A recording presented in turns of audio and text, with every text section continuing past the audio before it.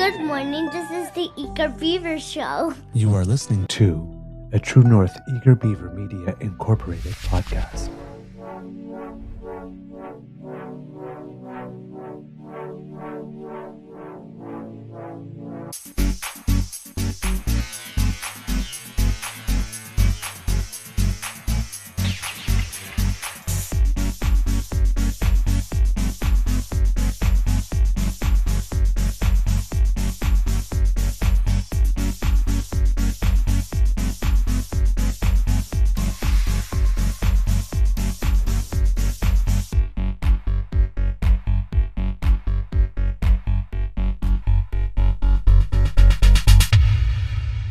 True North Eager Beaver podcasts are proudly brought to you by our founding sponsors, the Miss V Mysteries from Corvid Moon Publishing, your source for science fiction, fantasy, and cozy mysteries featuring a broad diversity of characters. PsychicTarot.ca, book your tarot reading and unlock your spiritual journey. And the Pepper Master, hot pepper sauces made from farm-fresh ingredients to thrill your taste buds and expand your mind.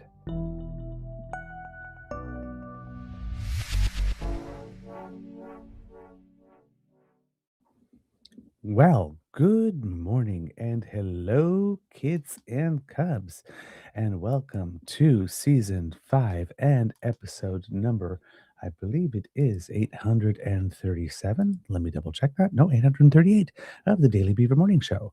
Oh, Canada, always 100% Canadian. Hope I got the light fixed over here. For some reason, it was abnormally dark. It still is a little abnormally dark, but I cannot seem to get it to go higher today. Very weird. Usually the light is washing me out a little bit, but not today.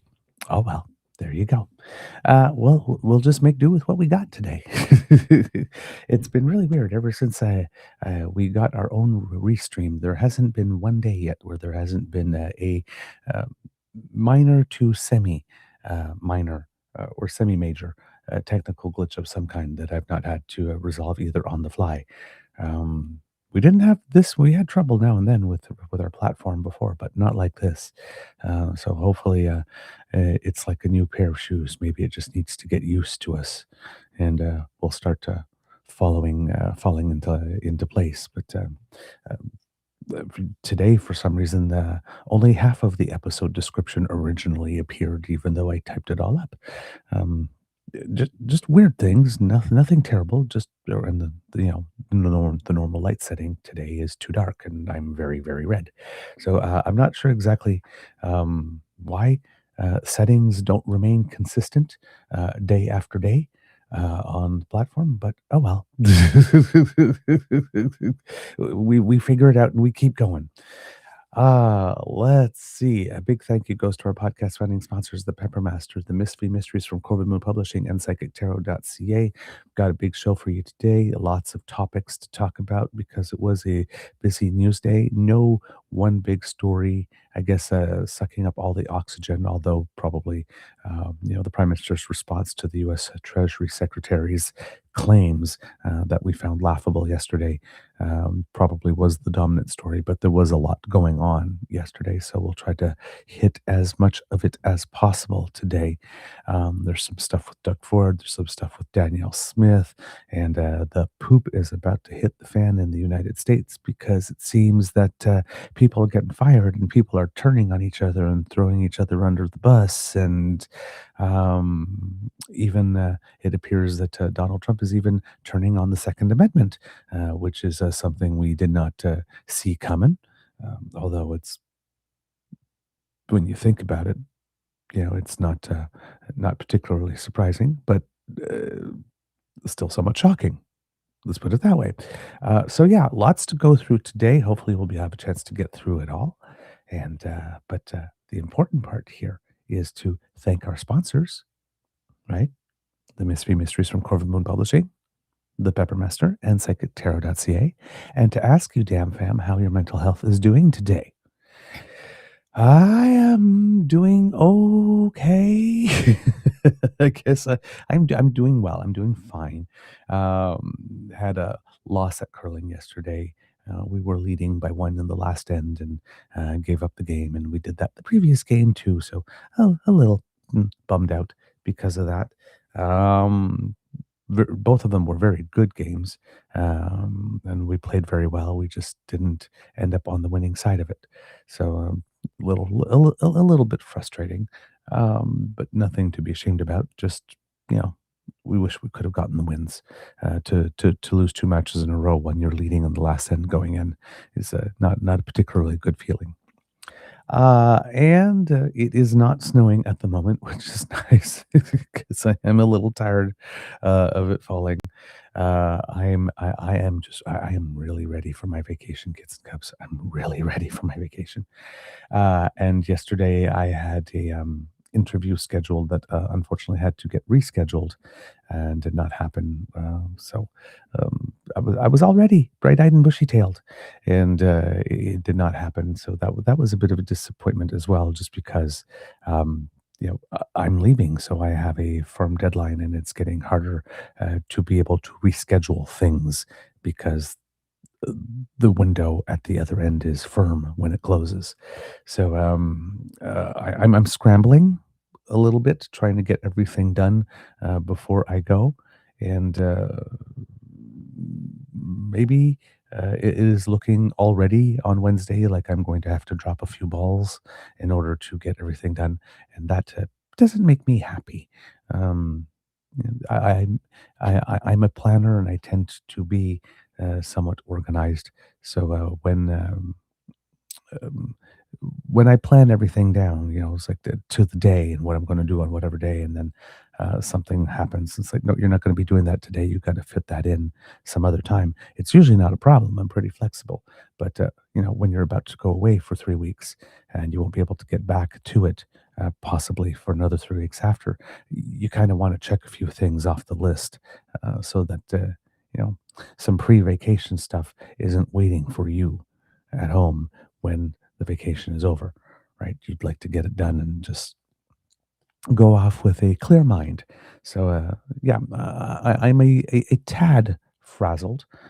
Also, on Monday, I discovered in this city there's something called snow routes for the bus. Apparently, the snowstorm we got was the worst one we've had since I moved here, and it required that. So on Monday, even though the street on which my bus usually passes was completely clear, and I went there to wait for my bus. I was there for 25 minutes and no bus came, and I figured, okay, this might be a little more than snow or traffic. And then I looked at Google Maps again, and then that's when I realized, because the bus stop is always at the same place, so why would I look where the stop is? I just looked for the time. It turns out I learned they moved the bus stop on me. And a decent amount away. Not that, not that I hadn't already missed the previous bus, but I wrote to Alex and I said, "Oh my god, I can't believe this. They moved the bus stop on me." And then Alex went to take a look, says, "Oh yeah, they've got something called snow routes." Oh, would have been nice to know that before I left home. So when I got to the other stop, I had another 20 minutes to wait. So I was actually outside for about 45 minutes with nothing really to do in the freezing cold except from dance from one leg to another to try to keep warm. Monday was not fun. So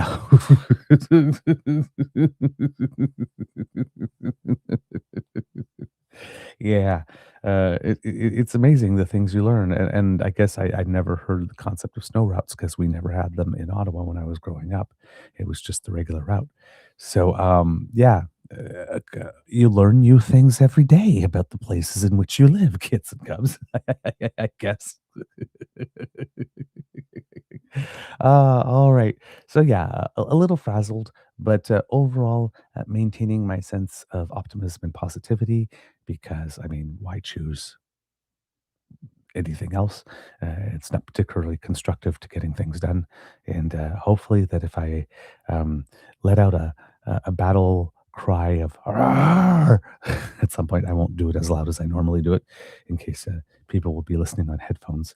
Uh, but after letting out a battle cry to get out the frustration, I then put the smile back on and try to laugh it off and get on with my day because trying to maintain a clear mind. Uh, because when you start to panic, when you get frazzled, you sometimes don't see the options ahead of you to help you get out of your sticky situation or your time crunch or whatever it is that the universe has thrown your way as a curveball. So my optimism is a way also of trying to make sure that I'm calm and that I am, like I said, clear minded, so that I'm able to be nimble and come up with a solution rather than being mad for 2 or 3 hours that something got postponed or moved or canceled and being unproductive with that time, which only makes my time crunch worse. So there'll be plenty of time for me to when I get off the plane and I'll get onto a beach. But right now, I need to get stuff done. So priorities, priorities, priorities. All right, kids and cubs. I really wish I could fix this light today. I have no idea what's going on. Um, oh, well, that was a little better. There we go. Maybe that'll work. Let's dive into it. Let's start with the main story of the day, what everybody's talking about, and what we were talking about yesterday. Uh, there's still, we are still talking about Prime Minister Mark Carney's speech in Davos. Um, that's how impactful it was. I mean, speeches usually they come and go, right? But people were saying on the day that this is probably, I think there was a former diplomat that had said that this was probably the most important speech a prime minister has given since Louis Saint Laurent in 1947 announced the start of then a new world order post Second World War. Um, that's I didn't hear the 1947 speech, so I can't say so for myself. Uh, but let's just, assuming we take people at their word, we can see definitely, given the amount of reaction it has gotten in the global press, given the reaction of the President of the United States, given the reaction of other world leaders, how impactful it was. And again, like I'm saying, that we're still talking about it several days later is a pure indication as well of how impactful it was, and that it was indeed a speech that will be remembered for some time and will be quoted for some time. However, um, well, as a result of this, we know that south of us we have a leader for whom there can only be one star in the sky at any given time, and that star is me, me, me, me, me, me, me, me, me, me, me, me, me, me. You? No, no, no, no. Me, me, me, me.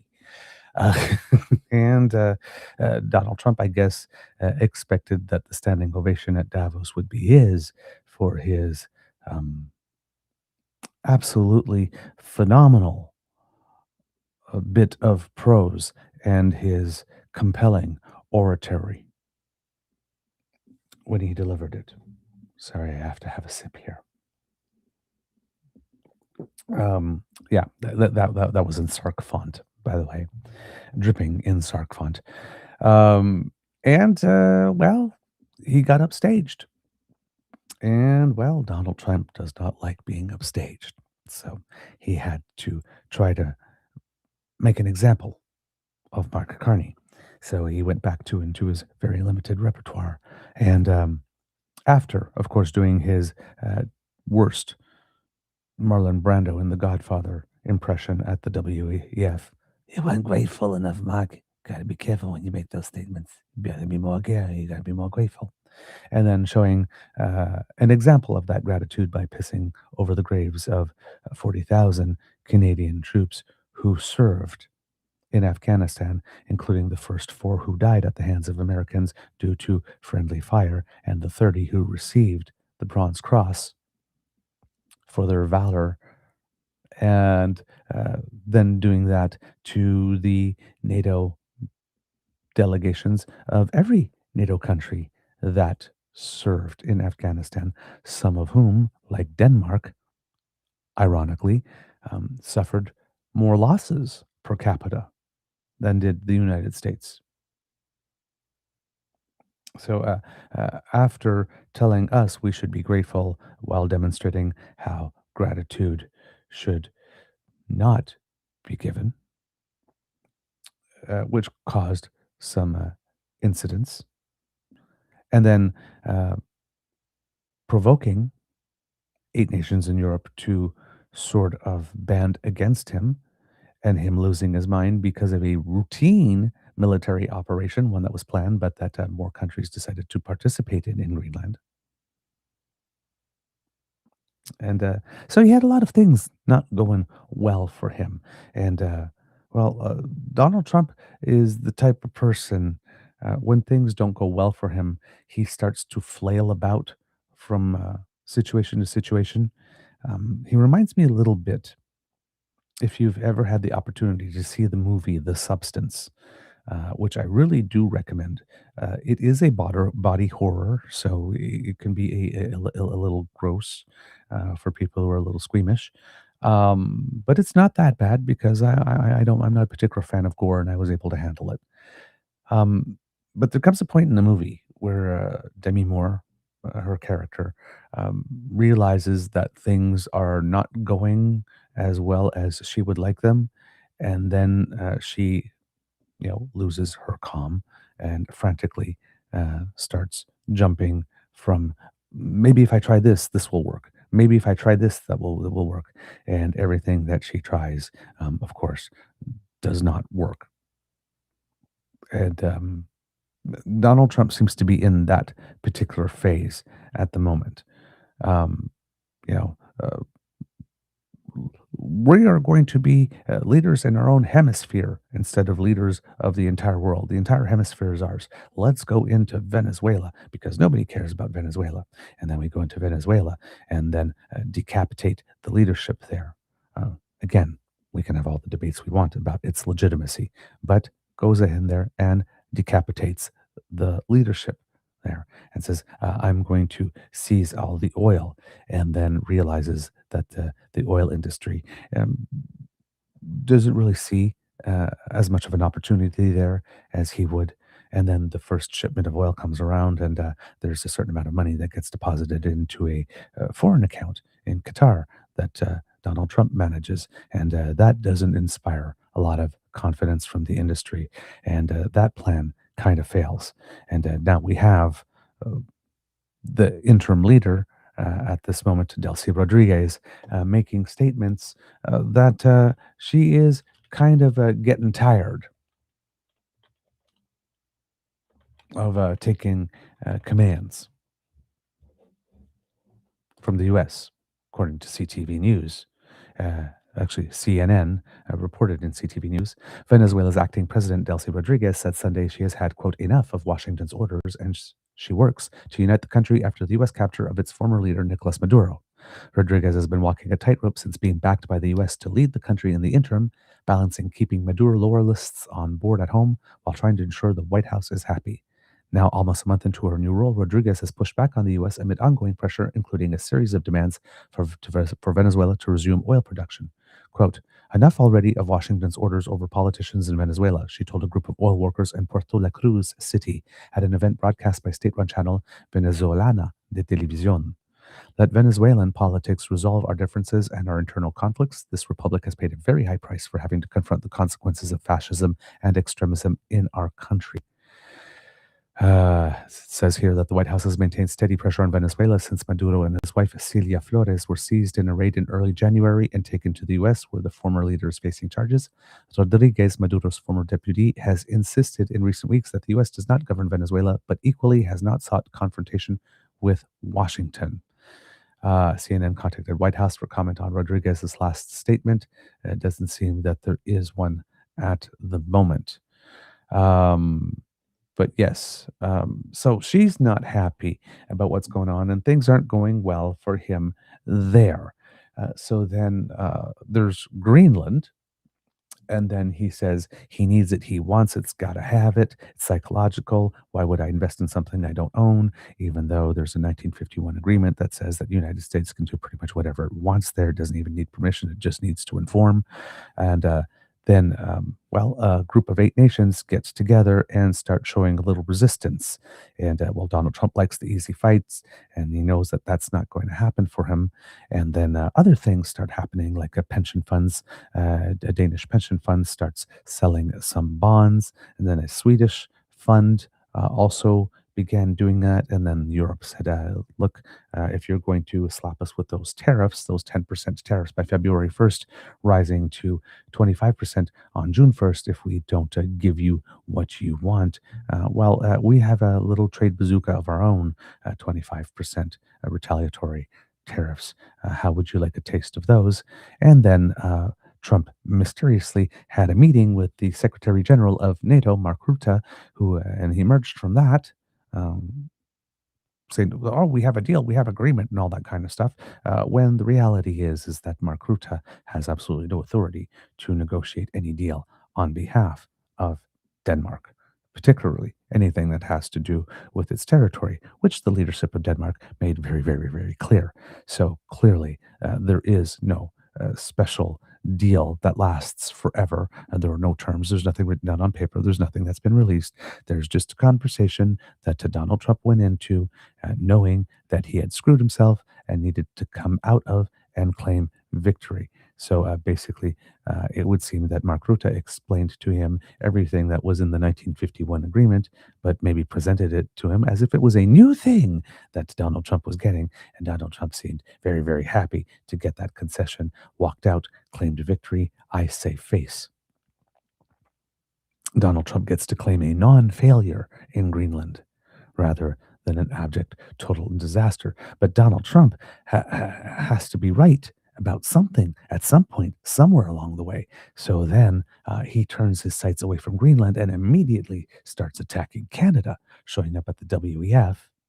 Especially after Mark Carney delivers that speech at a timing that seems particularly impeccable, as those 8 nations are getting together to show some resistance, and Europe is getting together to explore the ideas of some counter tariffs. That's when Mark Carney's speech drops about, hey, you know what? See what's going on? Maybe the rest of us should all get together and work together to provide some counterweight. And that doesn't go over well, and Donald Trump certainly doesn't like that idea being out into the atmosphere. And we all know what Donald Trump likes to do when there are ideas out in the atmosphere, such as, for example, Brazil prosecuting successfully and sentencing to jail its former leader, who also staged a coup to stay in power. Yeah, Donald Trump slapped Brazil with 50% tariffs to try to get Brazilian courts to not impose Brazilian law on a leader who attempted a coup.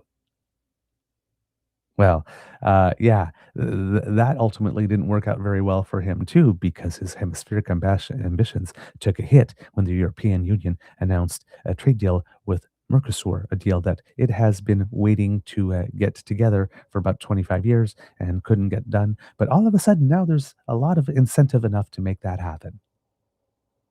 And then yesterday, the EU announced the same thing with India, or the day before yesterday.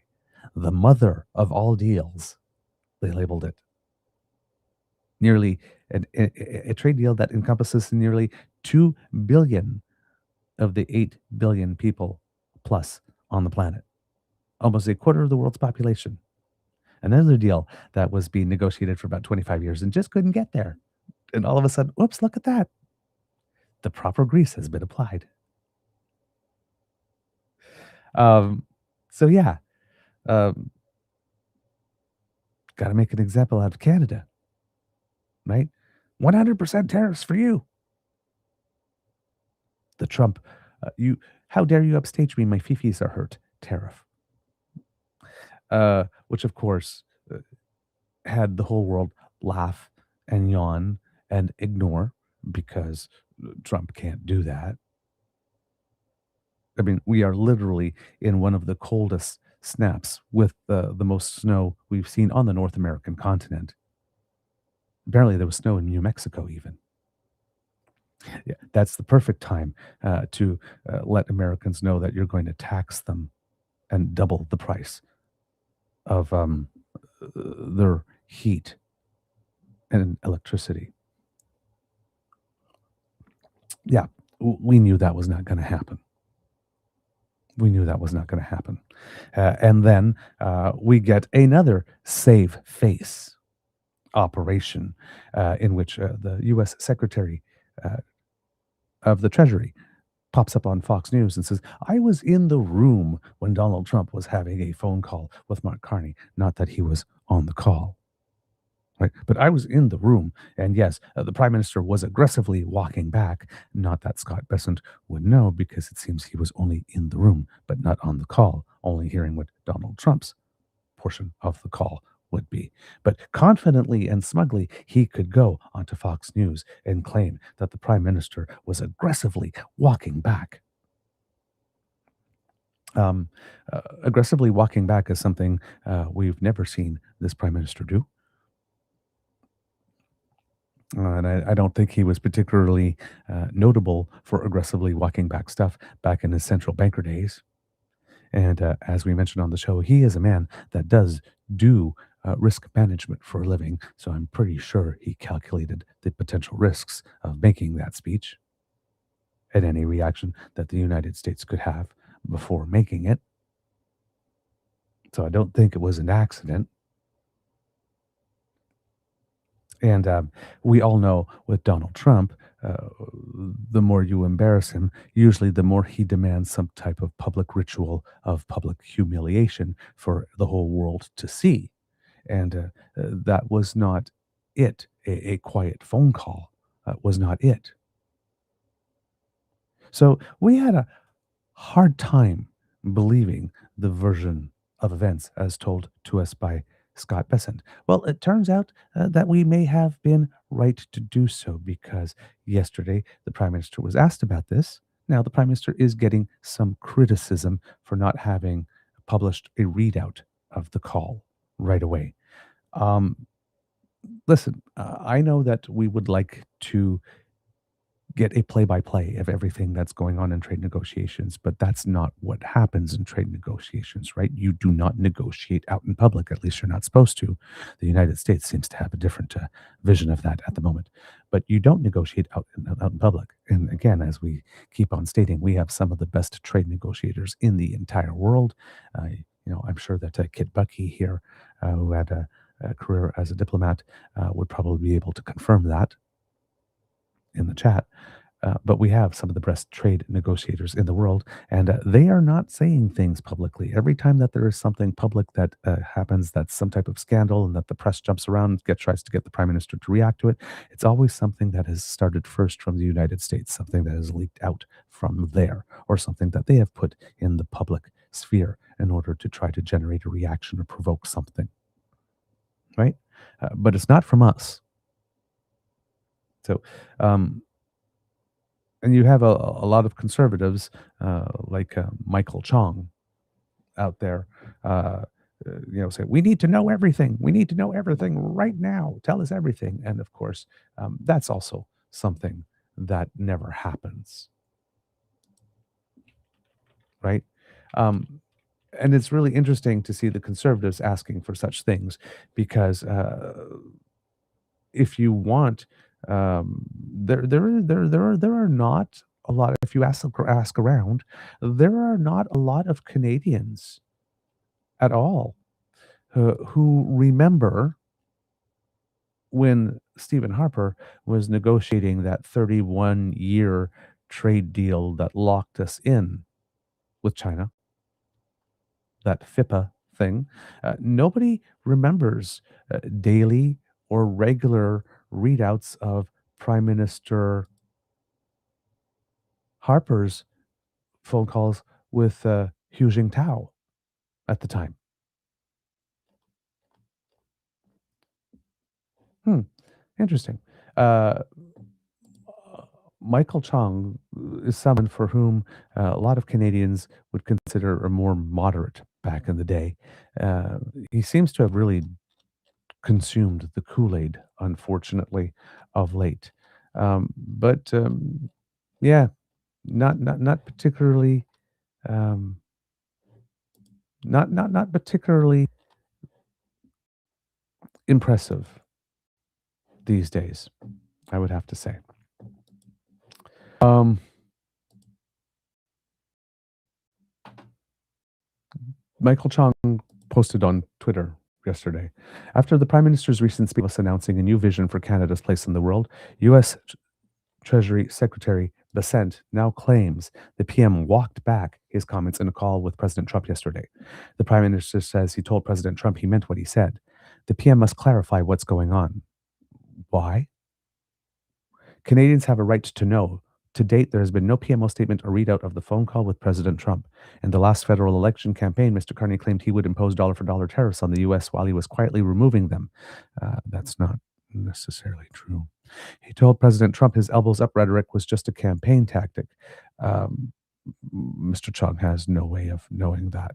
He claimed that the president, in another phone call, stopped calling Canada the 51st state. Later, he was forced to admit that was false.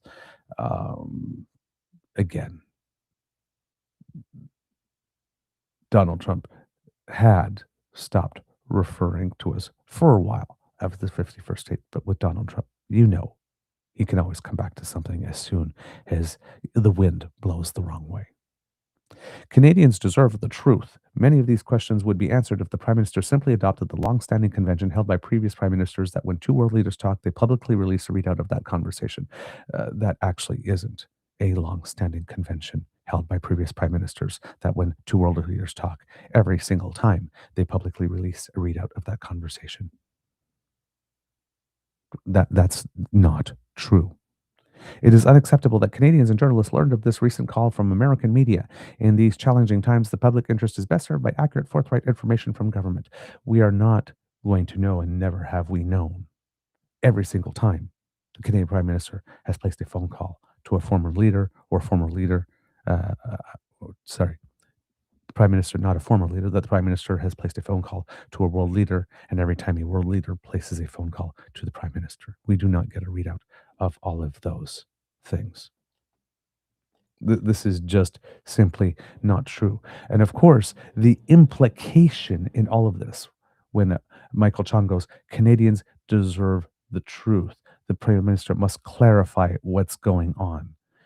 The This is the media literacy moment here, and political literacy moment, is the implication in all of this is that of these two people, the US Secretary of the Treasury, Scott Bessent,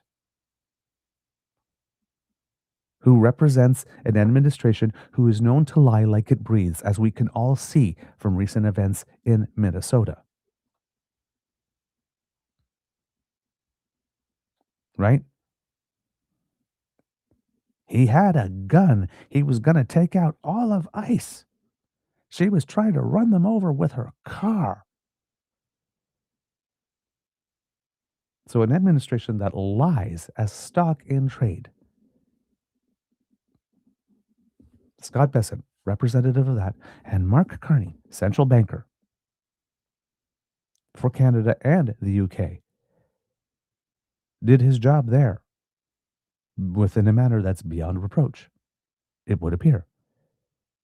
Had a whole other career, nothing in his background that suggests that he is a routine liar. Security clearance that the Conservatives leader still hasn't received. And again, you're going to see a lot of tweets saying, he got it already, had it. No, never had it. Pierre Poilievre has never had the secure, compartmentalized information security clearance level, the one that actually gets you into a skiff. He's never had it. And he won't sit to qualify for it. The party that has a leader that won't get the security clearance, whose caucus won't make him, is telling you, Canadians, that between Scott Bessent and Prime Minister Mark Carney, probably the most vetted Prime Minister we've ever had, because he certainly had a in-depth security clearance before he was named the governor of the Bank of Canada, and certainly got one for the UK, one before he got his citizenship, and then before he could be governor of the Bank of England. And I'm sure there was his check before he became the UN's envoy for climate and finance. And then he passed our own security check here before he even needed to. That between these two people, we should first assume that it is the prime minister who is lying, that it is the prime minister who has something to clarify, that it is the prime minister who is somehow dissimulating the truth. Not US Secretary of the Treasury, Scott Bessent, from an administration that apparently murders its own citizen in broad daylight, even the white ones, even the white men. And tells us not to believe the evidence of our eyes and ears. That between these two entities, the person and the one that we as Canadians must be the more suspicious of, instinctively, inherently, intrinsically, is the Prime Minister.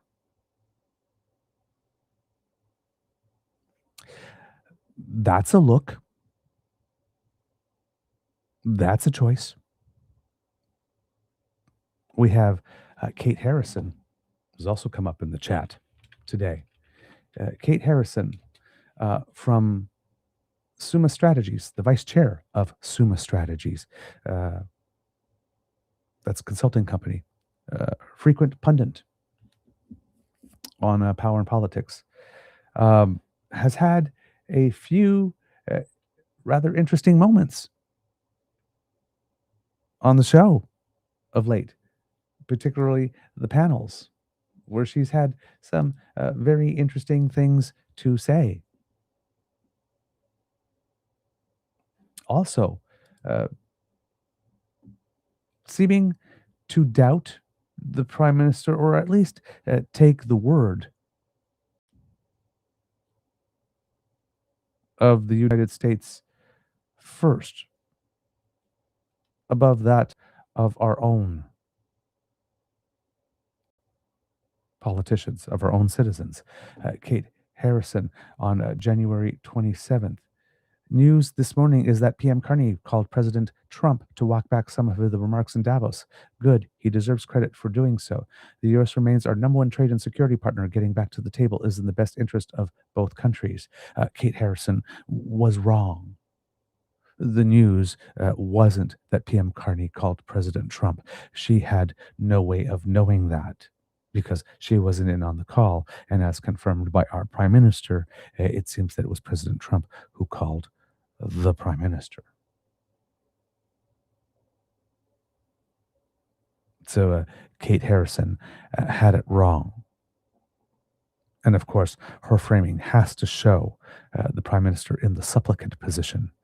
The prime minister placed a call to the president because the president's not happy. He tried to smooth things over. No, the president called us, the country that has nothing he needs.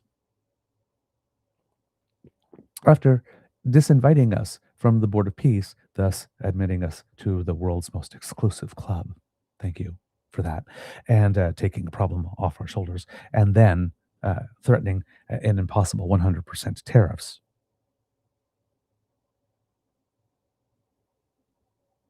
After all of that, he calls us, not the other way around.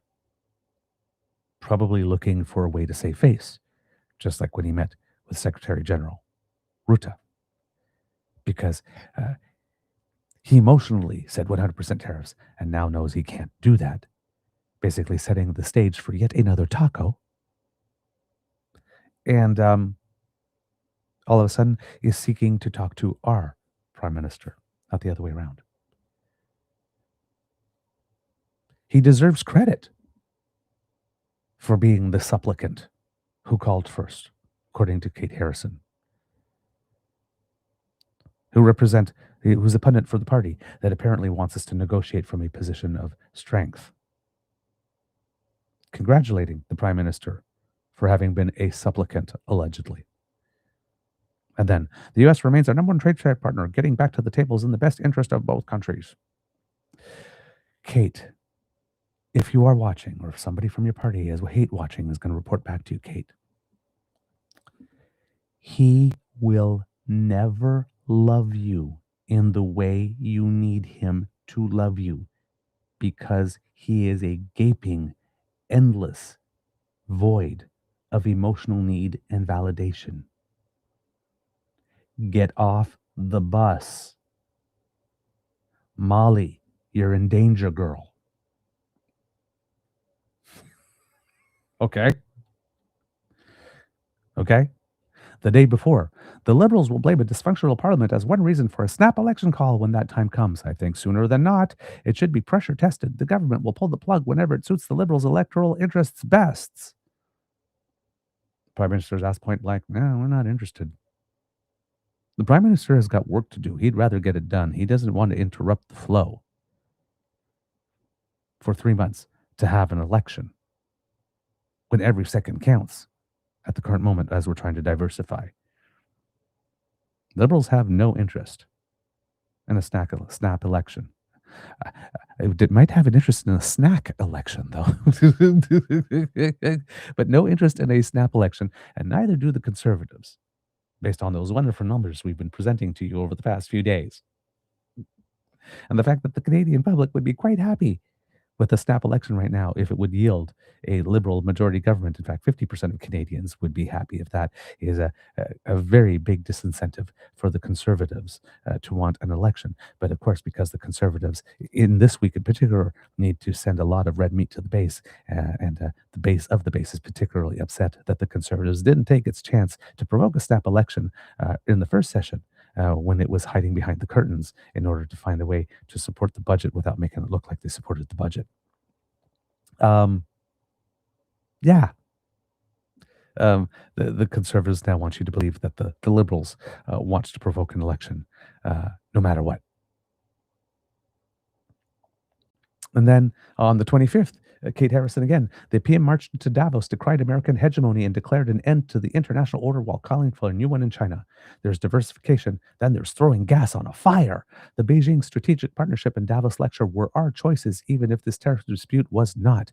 I would encourage you to look through my replies. There seems to be many people, including people this government listens to, who are keen to throw their hands up and walk away from the United States because of their current leadership. That's not the camp I am in. Nobody is suggesting that we throw our hands up and just walk away from the United States. What is being suggested is that we gradually, but nimbly and with alacrity,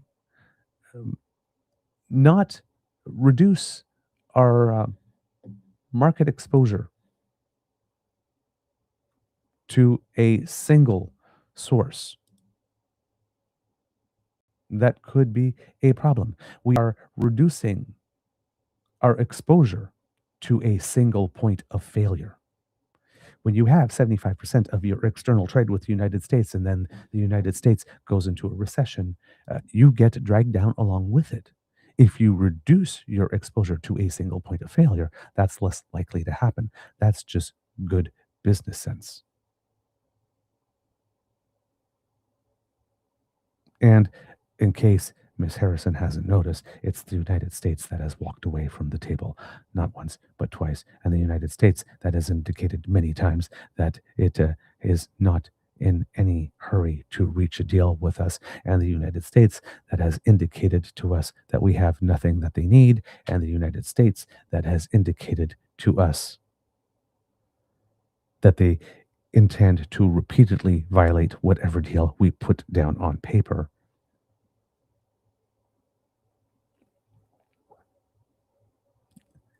Miss Harrison, there is no deal to be had with the United States. Even if we get one and have this announcement and sign it and show up for the photo ops, the deal means nothing because we've already did that. We already did that in the first term. Trump asked to renegotiate. We did. And then he said it was the best deal ever. And now it no longer is. And now he's saying he doesn't even care if there is one. I do not know why you are still in that camp. I do not know why you are in your prom dress, still waiting by the phone. When you're 26, 32, 39, the prom happened when you were 18. Stop waiting by the phone. He's not going to call. I just don't understand this with the conservatives. We need to be focusing all our attention and negotiating a deal with the United States because it's our largest partner who has expressly stated they no longer wish to be our biggest partner. I'm not sure how many times your man needs to tell you that he doesn't give two craps about whether or not you live or die before you decide to maybe look elsewhere and stop seeking his approval and validation. Conservatives, respect yourselves. It's getting a little embarrassing. We feel bad for you. Find some pride, man.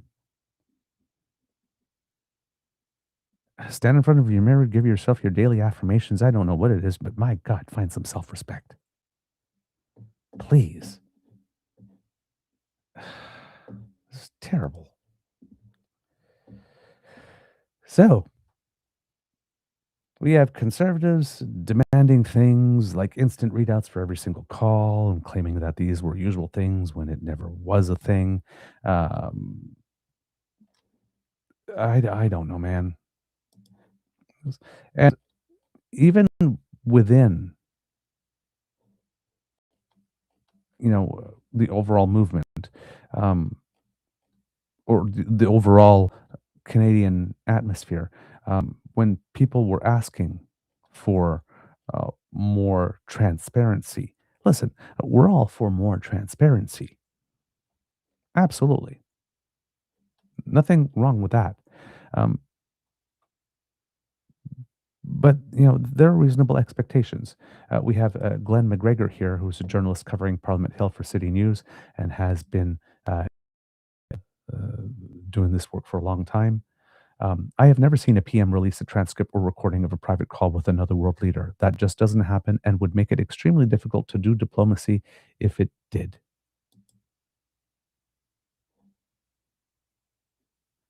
There you go. You have more. Um, you have Ben O'Hara Byrne, uh, also, who's the host of Weekends with Ben O'Hara Byrne on Chorus Radio, former bureau chief for Beijing and London, stating about Scent. Here's a fun challenge for the usual WAF conspiracy clan. Look up Scent's CV, then you'll understand what idiotic cosplay this all is. You had Delacourt, journalist who we have a lot of respect here, talking about Michael Chong's comment, stating, I agree with this reasonable request for transparency on what Mark Carney and Donald Trump discussed, or at least when. It doesn't have to transcript, but finding out on Fox News that these two spoke at a pivotal moment is less than Canadians deserve.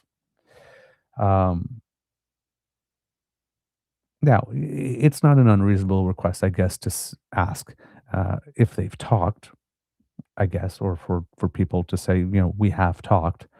We were not going to reveal the details at this moment, but it's, as James Christian Parsons, it's another account that we recommend here at dread_Tory, DRED_Tory on Twitter.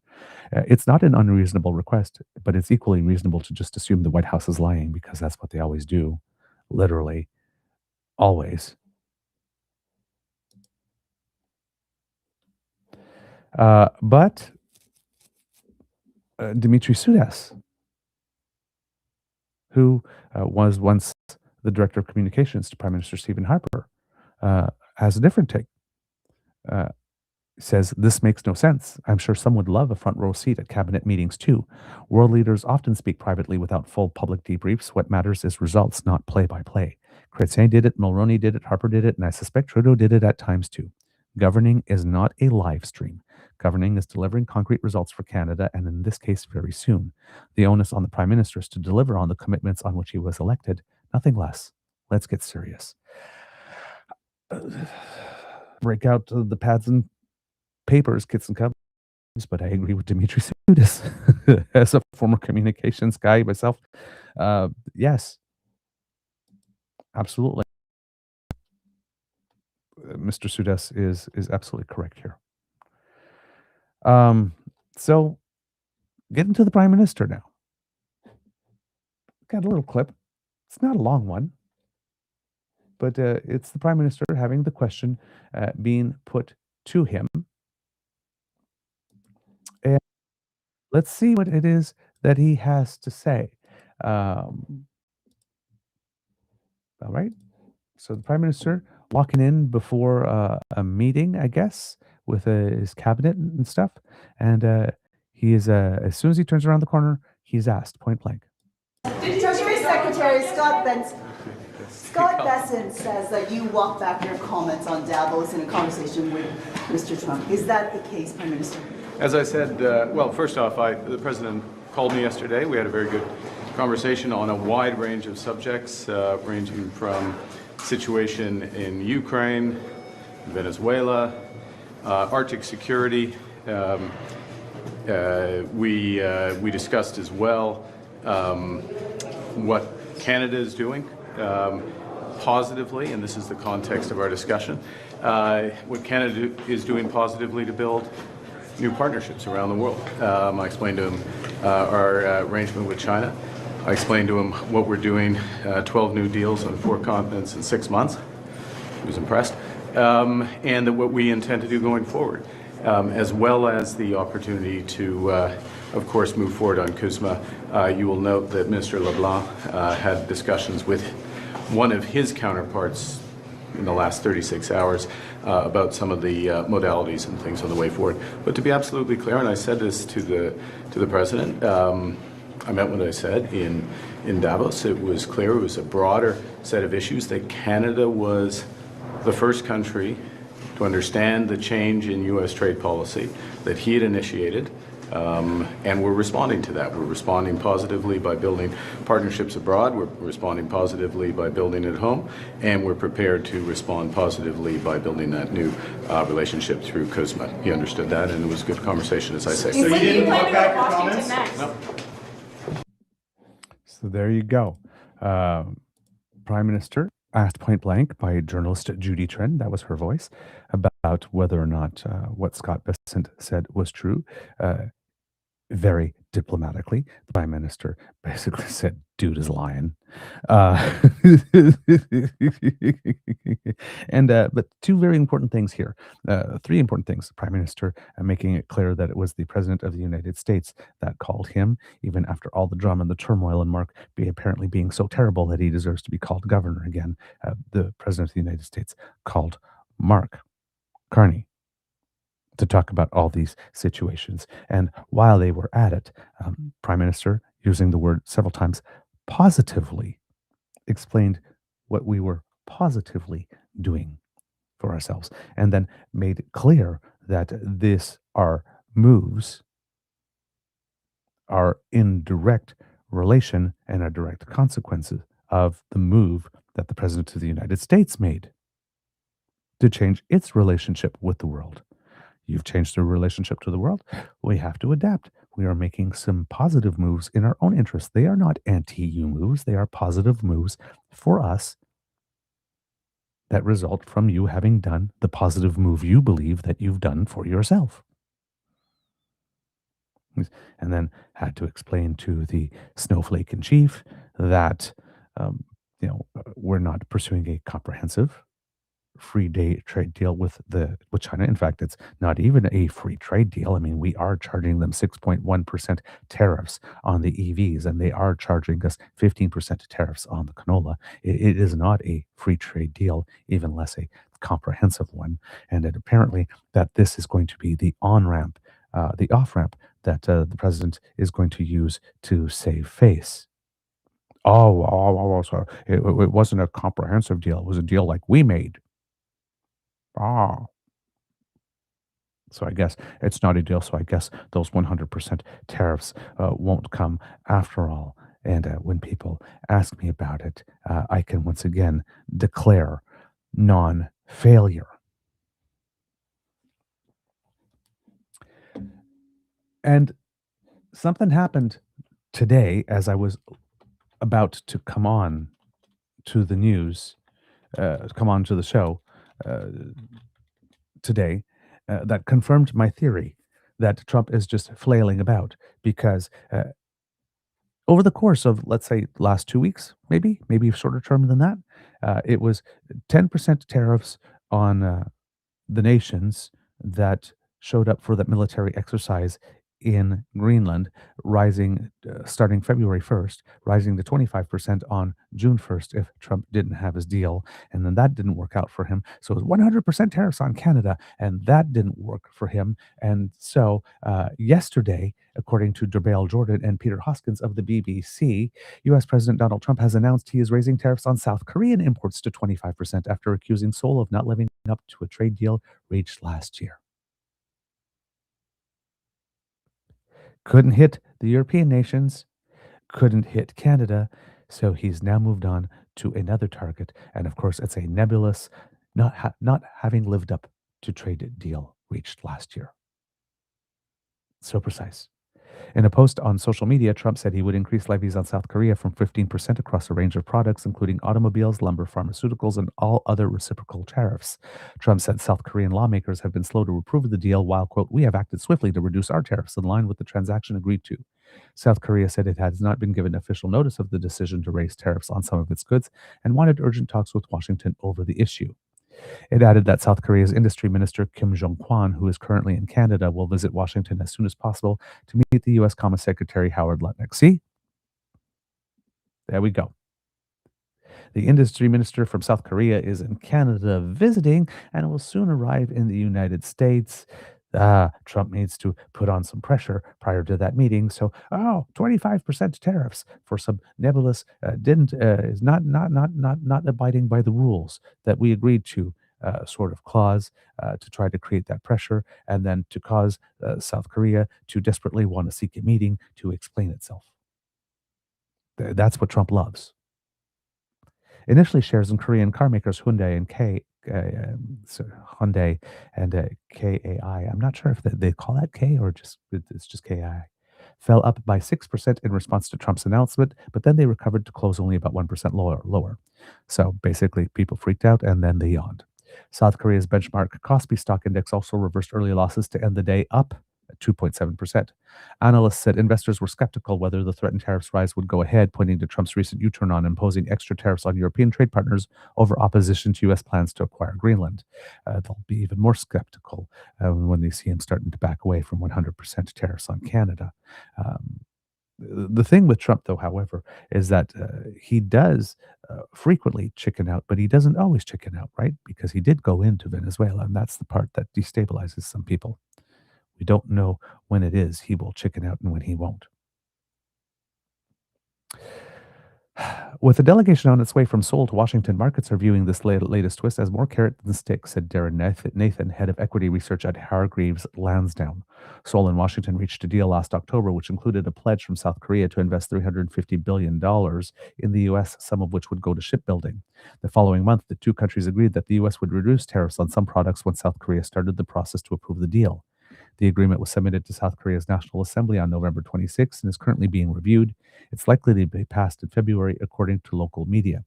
Tariffs are paid by companies who import products. In this case, U.S. firms will pay a 25% tax on goods they buy from South Korea. And then let's see. Yep, that's the main part on that. So yeah, he's moved on to South Korea now. Oh well, we'll see what happens from this point on. But I have a feeling that this might be the last we hear of 100% tariffs for a good time now, for a good long while now. Just suggesting here. All right. let's move on to other things, kits and cubs. Today, there is some Danielle Smith stuff happening. A lot of Danielle Smith stuff happening. Apparently, um, Danielle Smith um, has had uh, some issues with the law that she would like to be the law. Yeah, Danielle Smith uh, made an auspicious debut. You have to recall around the time when she became premier, when she took a phone call from one of the convoy groups, allegedly a pastor, Archer Pawlowski, who had a case before the courts, an active case before the courts, the thing that got conservatives upset when they claimed Justin Trudeau did it with regard to SNC. Danielle Smith was doing that right away, pretty much as soon as she became leader. Um, that gave us an indication of how much she respected the law at the time. She told us who she was, but nobody chose to believe her at the time. And then since then, Danielle Smith has been having fun with the law a lot, using the notwithstanding clause whenever she likes, passing sovereignty acts, um, changing thresholds for petitions, for referendum, changing the laws sometimes just for a matter of days in order to allow uh, confer some favor upon some people. She says she's absolutely, most definitely not conferring, trying to get favor or offer favor, claiming that she supports a sovereign Alberta within a united Canada, whatever that means. She's definitely not with the separatists, but just keeps on making changes to the law that lowers the bar for them. And now it seems that Danielle Smith has expressed the opinion that she would like to have the power to direct judges. Yes, direct judges. And this is not her first attack against judicial independence since becoming premier. But according to the Globe and Mail, Matthew Scase from Calgary, judicial independence is foundational to a properly functioning democracy. Alberta's chief justices representing the province's 3 judicial branches wrote in a pointed statement released days after Premier Danielle Smith said she wished she could direct judges. Yes, she earned herself a rebuke from actual judges. They released a media statement. So did the NDP about the separatism thing, asking for they're trying to get all the MLAs to express themselves publicly on where they stand on the issue. We'll see how that works. But with regard to the courts, a statement by the Chief Justices of the Alberta Courts, January 27, 2026. As proud Albertans, we care deeply about this province and the people of Alberta. The judges on Alberta's 3 courts, the Court of Justice, the Court of King's Bench, and the Court of Appeal, recognize that our fundamental role is to serve Albertans. We do this by upholding our oath of office to decide each case honestly, impartially, and to the best of our ability. We know that our decisions can profoundly impact the people who come before the courts. We take this responsibility seriously. A properly functioning democracy requires three separate branches of government that exercise their power and authority independently according to the Constitution. The executive branch makes policy and manages government operations. The legislative branch makes laws. In turn, the judicial branch interprets and applies those laws to disputes brought before the courts. If a party requests it, judges may be required to interpret and apply the Constitution and the Canadian Charter of Rights and Freedoms and make a ruling. The independence of each branch ensures there are checks and balances across the system. It is the foundation of a healthy democracy. Public trust and confidence in our institutions, all three branches of government, depend on it. It is equally important that each branch respect and support the independence of the others. Independence of the judicial branch protects the public. It ensures judges can make decisions based solely on the law and evidence presented. It frees judges from pressure or influence from external sources, including the governments that appoint us. Each day in Alberta's courthouses, judges apply the law to protect individual rights, decide disputes fairly, and hold parties, including governments, accountable. The rule of law means no one is above the law, everyone is treated equally before the law, and power is not used arbitrarily. Alberta's judges will continue to do this work faithfully. Alberta's judges are Albertans. Like the people we serve, we are proud of the work judges and staff do every day to protect the rights of all Albertans and to safeguard our democracy. Signed, Don Pentilachuk, Acting Chief Justice of Alberta, Kent H. Davidson, the Chief Justice of the Court of King's Bench of Alberta, and James A. Hunter, the Chief Justice of the Alberta Court of Justice. Our friends at the Breakdown state it's not every day that justices offer up a free remedial lesson in governance and law in the public open letter, but in Danielle Smith's Alberta, where she has said she wants to control and influence the courts, it's today. Wow. And this is from Premier Stay in Your Lane, by the way, right? Keeps on telling everybody to stay in her lane, in their lane. But she's swerving all around like somebody who's done a cake stand at a frat house while driving her car when it's to stay in your lane.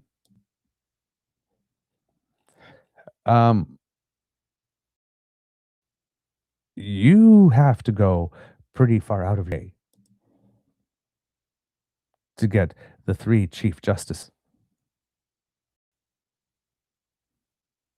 in your province to write an open letter to you telling you to pump your brakes. Going back to the Globe and Mail article, the statement doesn't directly call out Ms. Smith or her ruling United Conservative Party, but was released after a series of public remarks she made that appeared to cast doubt on the integrity of the judicial system.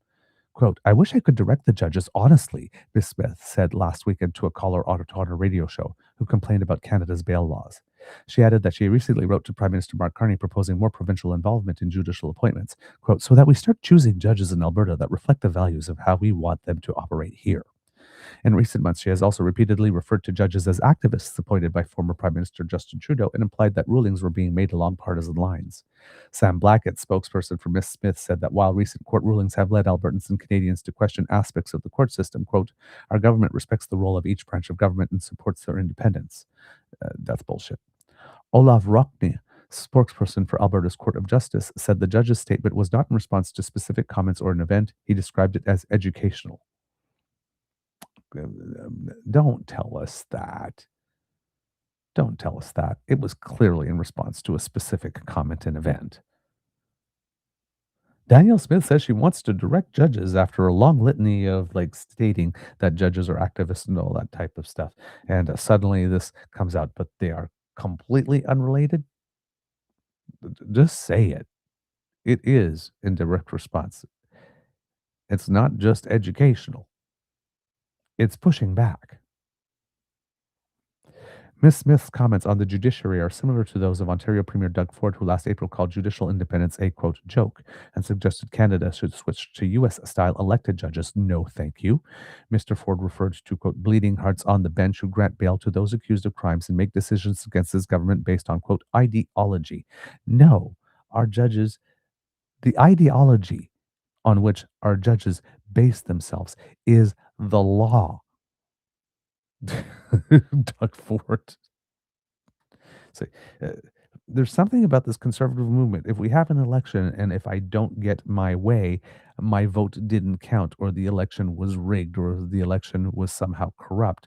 If a case goes to court and the decision is not the one I would like, the judge is an activist, the judge is corrupt, we need to reform the system so that we get the decisions we want. That literally is asking for a court system that makes decisions based on ideology. The court has loyalty to the law and the Constitution first and only, which is why elected judges are a terrible reason, because if judges are worried about the decisions they make not currying them the favor that they need to keep their jobs, that can act as an external influence, making it such that the judge's loyalty is not exclusively and only to the law and the Constitution. You are guaranteed a vote. You are not guaranteed a result. You are guaranteed your day in court. You are not guaranteed the verdict. Conservatives seem to have a hard time with this concept. Gerard Kennedy, a constitutional law professor at the University of Alberta, said the implication that judges are deciding matters along partisan lines can seriously undermine faith in the courts, which clearly is the purpose. He added, it's not an infraction for governments to criticize court decisions. Quote, implying that the judges are making decisions because of partisan affiliation, however, is deeply problematic, he said. We've set up the institution of the judiciary very carefully to ensure that that is not a perception, and it says nothing about, let's try that again. We've set up the institution of the judiciary very carefully to ensure that that is not a perception, say nothing about not being a reality. And one of the ways you criticize the courts is by going to appeal. We don't agree with this decision. We're going to appeal. We think that the court missed an element of law that was very important. We are going to appeal. And that's where the criticism should stop. Unless we have a situation where a judge in a SA case, for example, starts making some public comments about the victim needing to keep their knees closer together. Then, yeah, probably that warrants a public comment. But for most things and daily activities of the courts and the courts just doing their jobs and delivering verdicts based on loyalty first to the law, you protest the decision by appealing. On Tuesday, Federal Justice Minister Sean Fraser announced the appointment of two Calgary lawyers, Jason Willikins and Peter Banks, to the Court of King's Bench in Alberta. Mr. Fraser wrote in a statement he is confident they will serve the people of Alberta. Alberta NDP leader Naheed Nenshi and justice critic Irfan Sabir wrote in a statement that Justice's letter, quote, shows just how far this irresponsible and anti-democracy premier and her justice minister have gone to interfere and create mistrust in our justice system.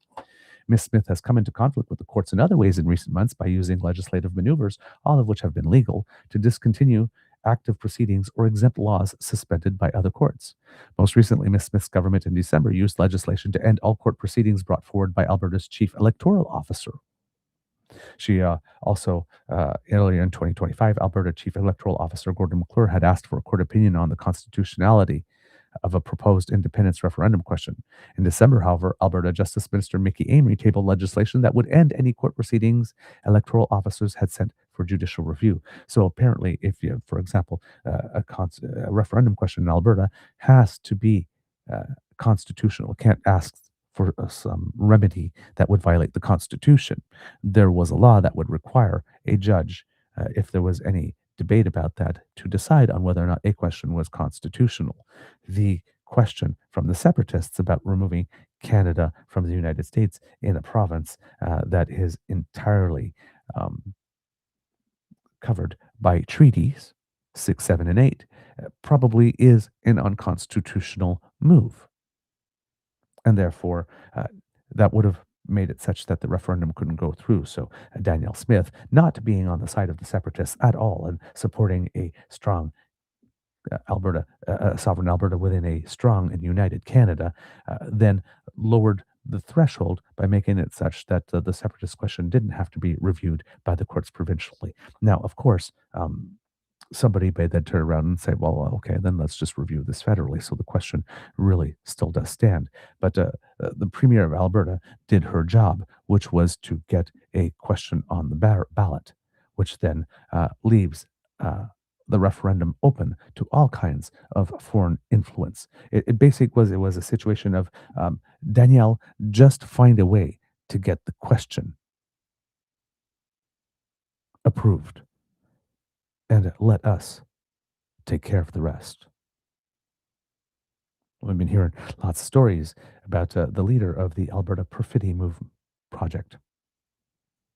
They like to call it prosperity. I think it's perfidy. Project having dealings and meetings with people in the United States. We've even heard some U.S. High officials stating, I think it was Scott Bessent again, stating how um, uh, Alberta is looking to separate because the United States has what it needs. That's not subtle at all, now is it? Indeed. So yeah, before that bill was passed into law, the one that would legislation that would end any court proceeding electoral officers had sent for judicial review. Court of King's Bench Justice Colin Feasby completed his constitutional review into the independence question. And in epilogue to his decision, Mr. Feasby called the provincial government's decision to circumvent court proceedings, quote, the antithesis of the stable, predictable, and ordered society that the rule of law contemplates and democracy demands. The bill was passed later in December. And of course, none of this type of stuff, the changing of laws left, right, and center, trying to circumvent the judicial system by being too cute by half with the manner in which one legislates and trying to provoke a separation referendum. All of these things are elements that contribute to creating a business climate of predictability and stability in your province that is such that it would attract international investment for a pipeline to Tidewater. See, Danielle Smith keeps on saying she wants things, but she just never seems to take the steps necessarily in order to get them accomplished. Because, like Donald Trump, Danielle Smith doesn't want the solution. She wants the drama. Danielle Smith would rather not have a pipeline be built to Tidewater so that she can continue to have this issue to bash Ottawa over the head with, rather than it actually getting done. And we know that's true by the fact that she keeps on bragging about all the money she makes from TMX without at all acknowledging how TMX ever came to be in existence and who is responsible for it. Just pointed that out. So yeah, Danielle Smith connecting with her inner Trump, stating that she would love to direct the courts, especially since Danielle Smith also wants to have her own provincial police force.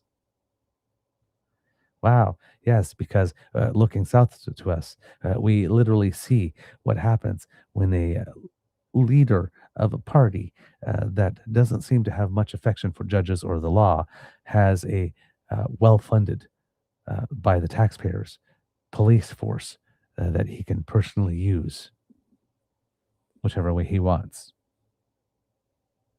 Right, Danielle? Looking down south and feeling a little green with envy, are you? Be vigilant, Alberta. Be very vigilant. Also, in Alberta, a little bit of news that will make Danielle Smith spit teeth. It would appears that a gentleman named Corb Lund, who's a singer and an Alberta farmer, borrowing a page from Thomas Lukasik, he started a petition to outlaw new coal mining in the eastern slopes of the Rocky Mountains. It is one step closer to be able to gather signatures because Elections Alberta says the application by the country singer to petition the government to pass a prohibition on all new coal exploration or coal mining activities in the area has been approved. Lund previously applied and got the official okay, but recent legislative changes from Alberta Premier Danielle Smith's government meant it was retroactively cancelled. My, how convenient. Lund, who lives in southern Alberta, has been a vocal opponent of coal mining, arguing mines threaten land and water in the area. He still needs to complete some paperwork before elections. Alberta can issue a petition and he can start collecting names. Lund will have 4 months to collect nearly 178,000 signatures, and if successful, the legislature would consider passing a coal mining ban or send it to a province-wide vote. So good for you, Mr. Lund, for having done democracy. And I hope that your drive gets a lot of help. And I hope that maybe you are talking with Mr. Thomas Lukasik, and maybe you can maybe piggyback on some infrastructure that he's already created to get your 178,000 signatures, sir. All right. So yeah, not great news for Danielle Smith at the moment here. Clearly wanting to break our legal system even more than she already has. All right. In other news, Kits and Cubs, it would appear that Doug Ford has flip-flopped on EVs yet again. Yeah, isn't that a surprise? It would appear that Prime Minister Mark Carney paid a visit to Doug Ford yesterday, as we mentioned on the show that he would spend some time. And well, all of a sudden, Doug Ford has some, I would say, different things to say about the EVs and the deal. Of course, this was apparently settled over some pizza. Doug Ford bought Mark Carney a little bit of pizza, and it seems that they are friends again. Doug Ford, who had been talking a little bit like a jilted lover. And of course, I think he realized the limits of his strategy when, I was left out of the loop. I didn't know. Oh, well, gee, you're the premier of the most populous province in the country, and you've been making a big deal about protecting Ontario and the auto sector. How could it have been possible in any way, shape, or form, Doug Ford, that this type of deal could have been made under your nose without you being consulted? You probably we probably didn't think that line through when you used it, and maybe you need an off-ramp. Apparently, according to Doug Ford, we're a big family all over again. The same Doug Ford who is not doing right by people in Manitoba and Quebec by trying to ban Crown Royal, by the way. But apparently we're a big family. Yeah, It's all about Team Canada. Yeah, all about Team Canada, all aligned. I found it twice as productive as the Premier. I order. Did you guys make up? I never had a problem. There's never. Listen, guys, we're a big family, and sometimes brothers and sisters may disagree, but at the end of the day, make no mistake about it, we are one country. We're Team Canada, both of us. And yeah, is there differences? Sure there is. But I can tell you one thing: we agree on 99% of the stuff as we move forward. It's about moving stuff faster, quicker, immediate. Let's get the approvals, get shovels in the ground. Let's start moving. We agree on it. I won't speak for all the premiers, but I'm pretty sure they're all on the same page. Yeah, no, 100% absolutely agree with the Premier. And, we must have been five big topics that we worked through in the course of 45 minutes, worked up an appetite. We're going to work on moving those forward, and then we're going to see each other in 2 days, right? 2 days with the rest of the team. Is that coming for the auto sector that you were working with? Yeah, we're working with everything. Yeah. Energy, critical minerals, ring of fire, auto. Those are key things. They're drivers of our economy, and that's what we're going to focus on. Look at our strength, housing as well. Yeah. So there's a range of stuff. You got a handshake? Yeah, of course we do. Yeah. All right. What did you guys order? I just ordered a veggie. And being out west, you ordered the pineapples. I ordered the ham pineapple. Yeah. It was very exotic when I was growing up. And I ordered kind of a mystery one. It's up here. It's up here in the gourmet slice, but it wasn't gourmet. So there we go. What would you call it? Not sure if the volume was great for all of you, wasn't great for me over here. But yeah, Doug Ford, we're all a member of a big family, brothers and sisters. Fight sometimes, but hey, we're all on Team Canada. We agree on 99% of the stuff. Rah, rah, rah, rah, rah. Yeah, yeah, sure. That wasn't the tune you were having the other day, though. So it's amazing how quick Doug Ford goes from, oh my God, we're going to have spy cars to we're all a big family and everything's all right now. Jeez. Doug Ford also, I guess, probably realizing along the way that the EVs from China that we had the first time around up until 2023 when things kind of stopped were mostly Teslas and not spy cars from the Communist Party of China specifically. And then somebody probably informed Doug Ford, by the way, do you know that there is a BYD, the actual Chinese company that makes the cars that Doug Ford claims are spy cars? Do you know that there's actually is a BYD assembly plant for electric buses in far, far, far away Newmarket?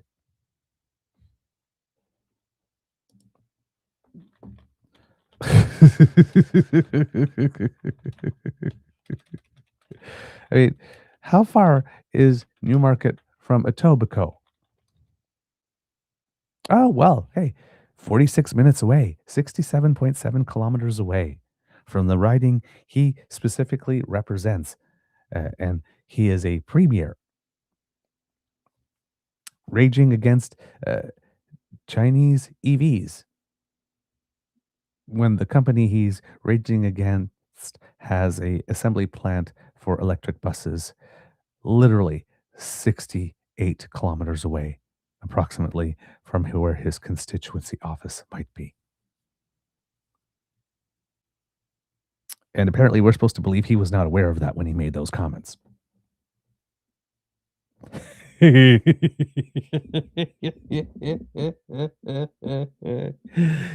you can kind of see why it is Doug Ford had to flip flop a little bit here on this one. That was not an avenue that was going to work out for him over the long term. But yeah, apparently everything is hunky dory now. According to the Toronto Star, it says that they have made peace. Oh, yes. Let's take a look at what it is. Try to get a little bit more information on how it is that all of this went down. And of course, if it looks like I am stalling for time, I am, because my computer screen is showing me that slow wheel of, yes, I got your request. I just need to consider whether or not I have any desire to respond to it. So, according to Chris Young of the Canadian Press here. No, sorry, Robert Benzie. Sorry, Chris Young. Young is the photo credit. Robert Benzie, Queen's Park Bureau Chief, and Rob Ferguson, Queen's Park Bureau for the Toronto Star.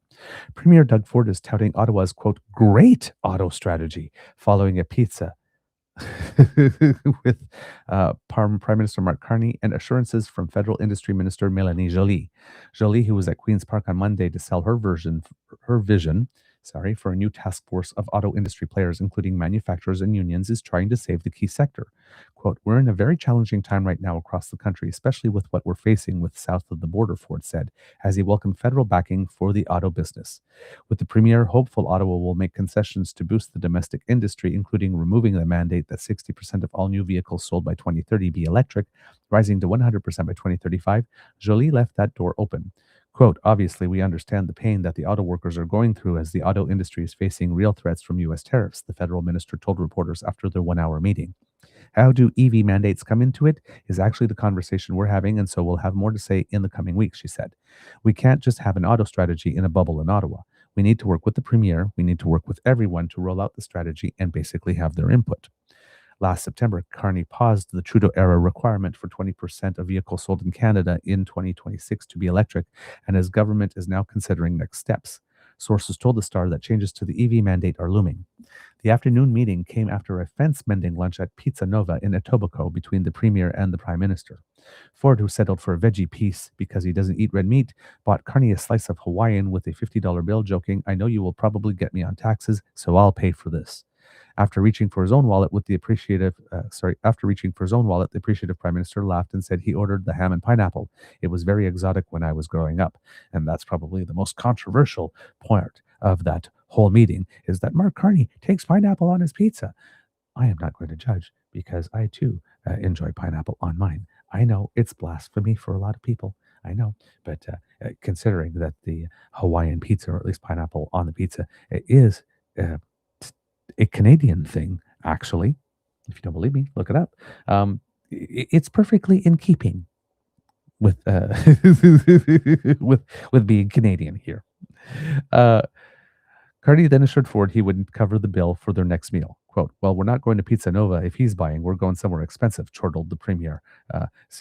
Every joke reveals a little bit of truth, isn't it? When the premier is treating, he's cheap, but when he's being treated, he likes the good stuff. And some would probably cynically and pettily insert at this moment, like most of his developer friends have come to know over the years. But allegedly, of course. Allegedly. I think I need to have a little bit of a sip there as I say that. All right. Sorry. Oop. Little hiccup there. Monday's convivial confab came after Ford had complained last week that Carney blindsided Ontario when he slashed tariffs on Chinese electric vehicles earlier this month during a trade mission to Beijing. Yes, a total blindside. We've been working for the last 8 months building up to this trade mission to Beijing, during which EVs have been a central point, as have been the canola and pork and seafood and peas tariffs. But we're going to China to try to remove some of these barriers to trade in certain sectors that have been established, and are going to be fully blindsided if that deal includes something on EVs. Just could not see that coming, according to Doug Ford. We are supposed to believe.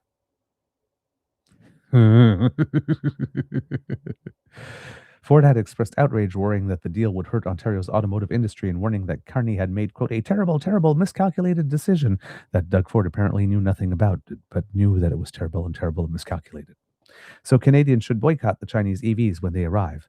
But when a wire service pool reporter at the pizzeria Photoshop asked, "Did you guys make up?" the premier played down the rift. "Listen, guys, we're a big family, and sometimes brothers and sisters may disagree," said Ford, going all folksy.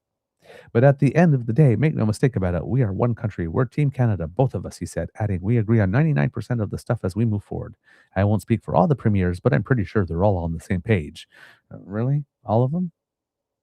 Even Danielle?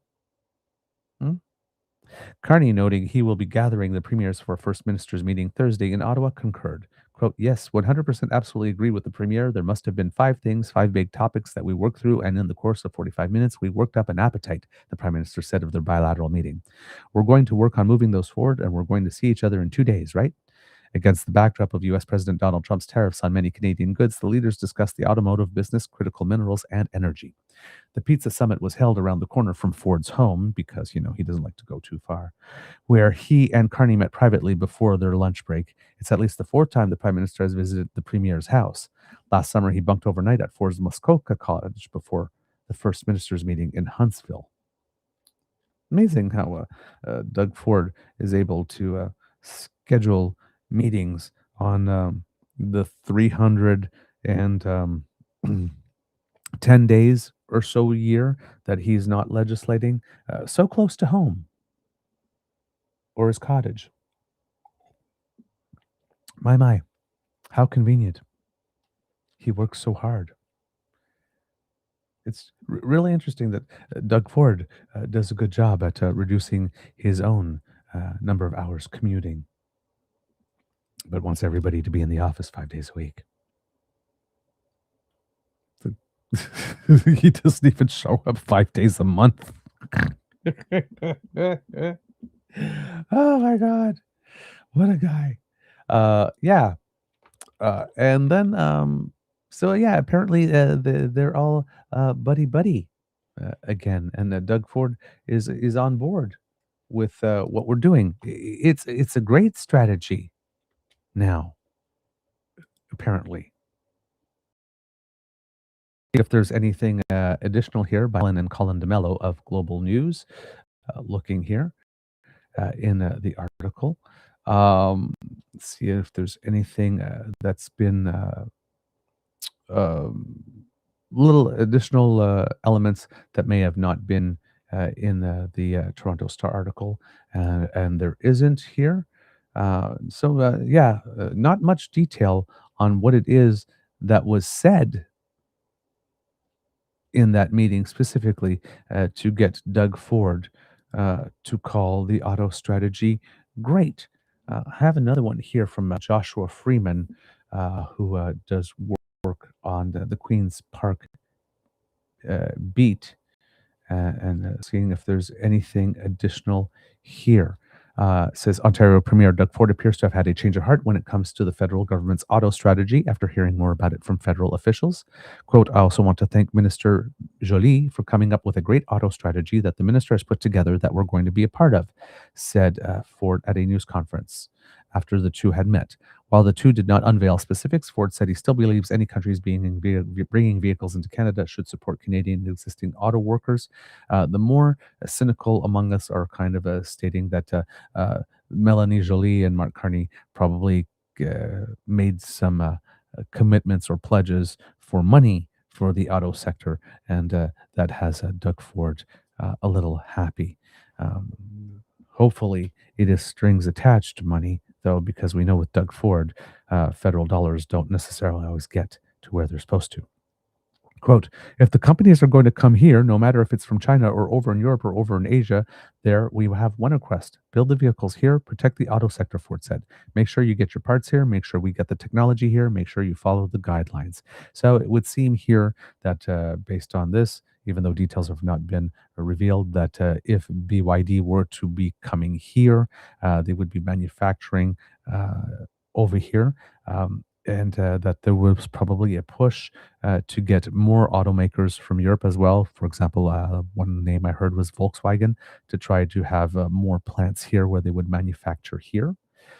Um, Also, some Japanese automakers making it such that Canada, as part of North America, but not the United States, would be the assembly point for cars that Japan would then like to export into Europe, for example. And then, of course, the deal with China seems to be indicating less of BYD building an EV auto manufacturing plant here, but more doing some technology transfer and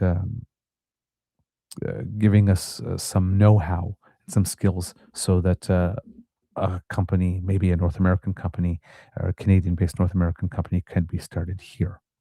Is the feeling that I'm getting based on the little hints we've been seeing in the various announcements. Joly said the federal government is creating an auto task force to coordinate between Ottawa and Ontario, and agreed Canada does not want to see any erosion of its manufacturing sector. Quote, obviously, we understand the pain that the auto workers are going through as the auto industry is facing real threats from U.S. tariffs, Joly said. An important thing that someone said as well, and this might explain Doug Ford's change of pace and change of tone on this, and I believe I might have heard this from Klaus Kellerman, if I'm not mistaken, is that by being so openly vocal and critic about EVs from China specifically and calling them spy cars, the government of China listens to everything and takes everything into account. And Doug Ford was probably reminded by Mark Carney and Melanie Joly that if he keeps on talking in that particular way, as he has, spy cars and China can't be trusted and all that kind of stuff, that there might be that deal for technology transfer could probably proceed, but the government of China may not want to um, be involved in any assembly in the province of Ontario, maybe preferring the province of Quebec instead. I think Doug Ford might have been reminded that just because there is an auto sector thriving in Ontario, that if the government of China does want to help us with technology transfer so that we can build EVs with know how from China, but in Canada, that it doesn't necessarily have to take place in Ontario. And that may have gotten Doug Ford's attention. Obviously, we understand the pain the auto workers are going through as the auto industry is facing real threats from US tariffs, Jolie said. She said, one thing the government can control is what we do with our manufacturing sector here in Ontario, and that will involve coordination. The idea of this auto task force will be about looking at future strategic investments and making sure also that we protect our workforce, and particularly our unionized workforce, and also making sure that trade works for workers and that they don't feel that this is going against them, Jolie said. So there you go. Very interesting here. She says that the conditions for Chinese made EVs to come into Canada will be unveiled in the coming weeks. So there you go. Also, with Doug Ford, it seems that there might be another Supreme Court case coming his way that might have his hands a little tied, and he might need to take some distractions off his plate a little bit here. Um, so that might be something that is going on as well. Kits and Cubs, I'm trying to find the information on that because it's something that just crossed my screen this morning, and I was hoping that I would be able um, to bring it right back. But no, unfortunately, I did not put that. I did not put the note down, but I think it has to do with Ontario Place. So let me just see if I can pick that up here. Uh, no, no, that was the previous thing with Ontario Place.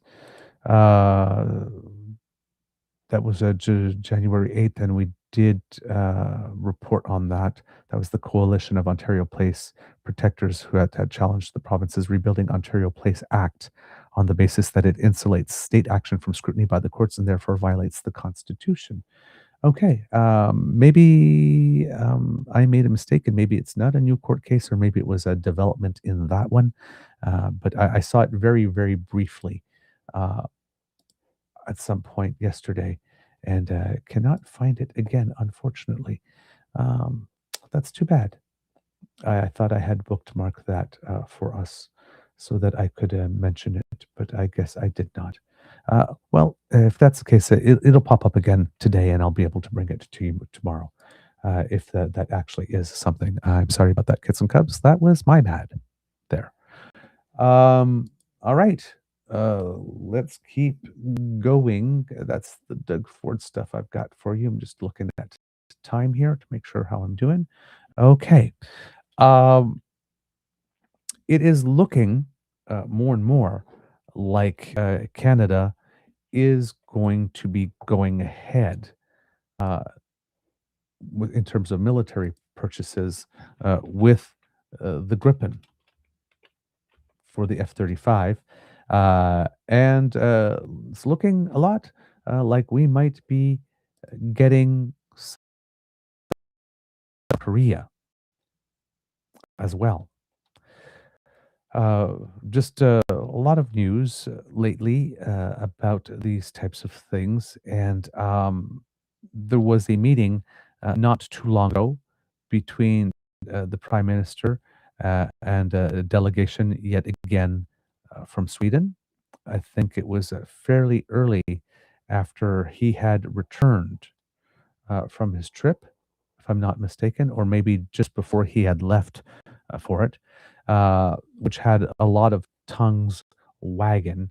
Here it was January 21st, just before he had left on his trip, and I'll put this up for you. This was on his Twitter.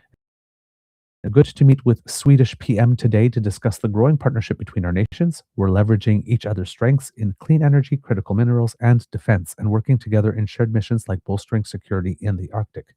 So that had a lot of people turning around and going, "Oh, well, we're buying those Gripens, aren't we?" John Ivison of the National Post seemed to have something not too long ago. We have here, well, there was something 4 days ago. Yep, this is it here in the National Post. It says here, that Ottawa is considering the Swedish jets. This is again, a lot of the stories we've been hearing is about the push from people in the defense industry to go with the Lockheed Martin bid, the F-35 one.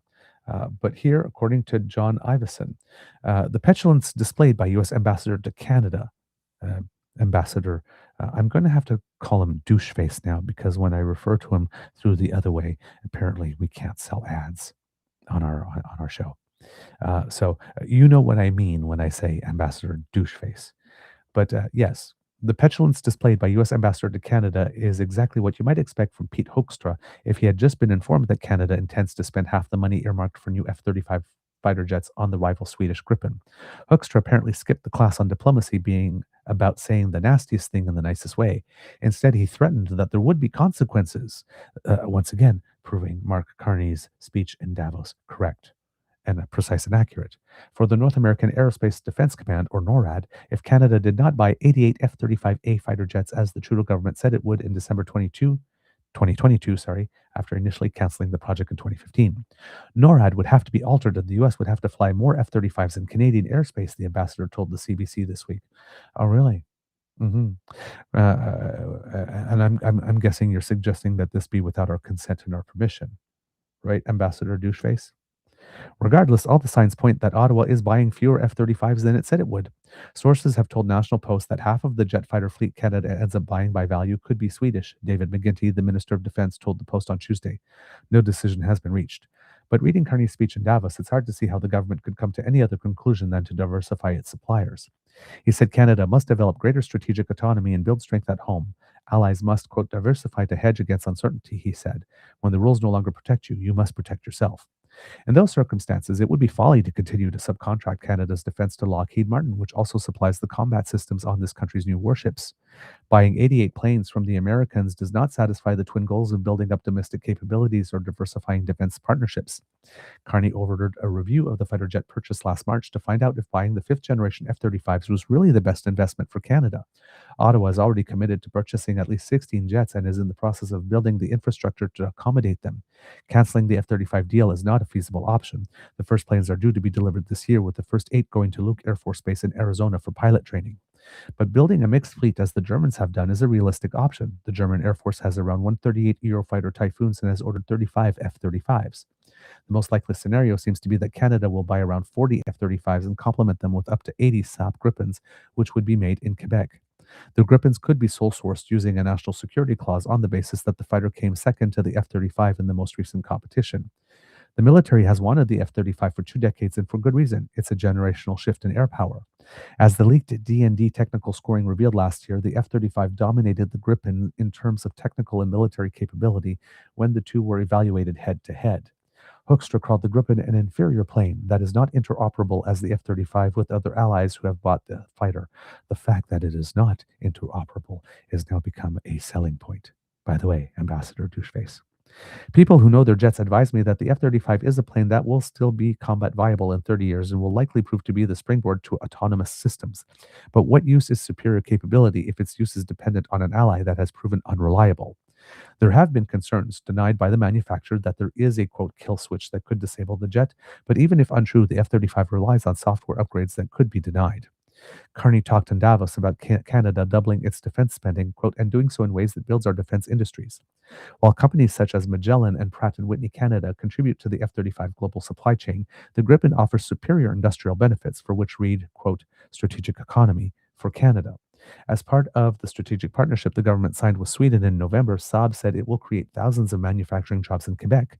The company's partner Bombardier has said it will invest $100 million in a new manufacturing center near Montreal.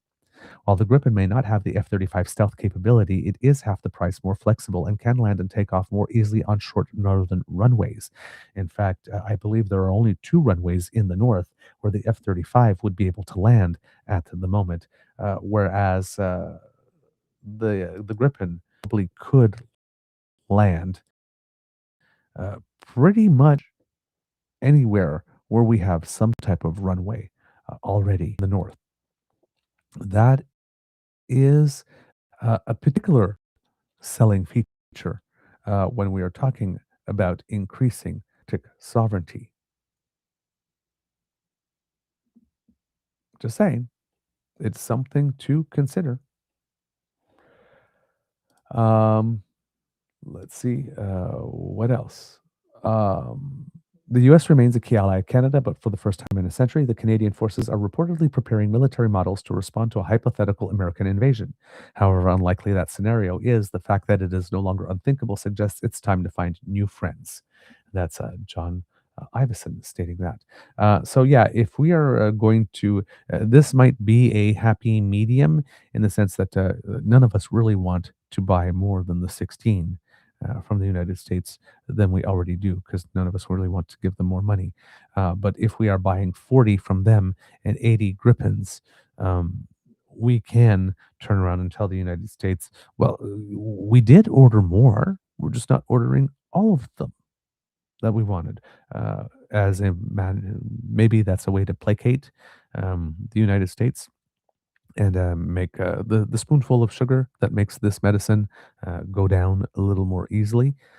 Maybe there is a defense reason for which we would need a fleet of at least 40 if we're going to have a joint or a mixed fleet that is effective. Maybe 40 is the minimum number that has been calculated.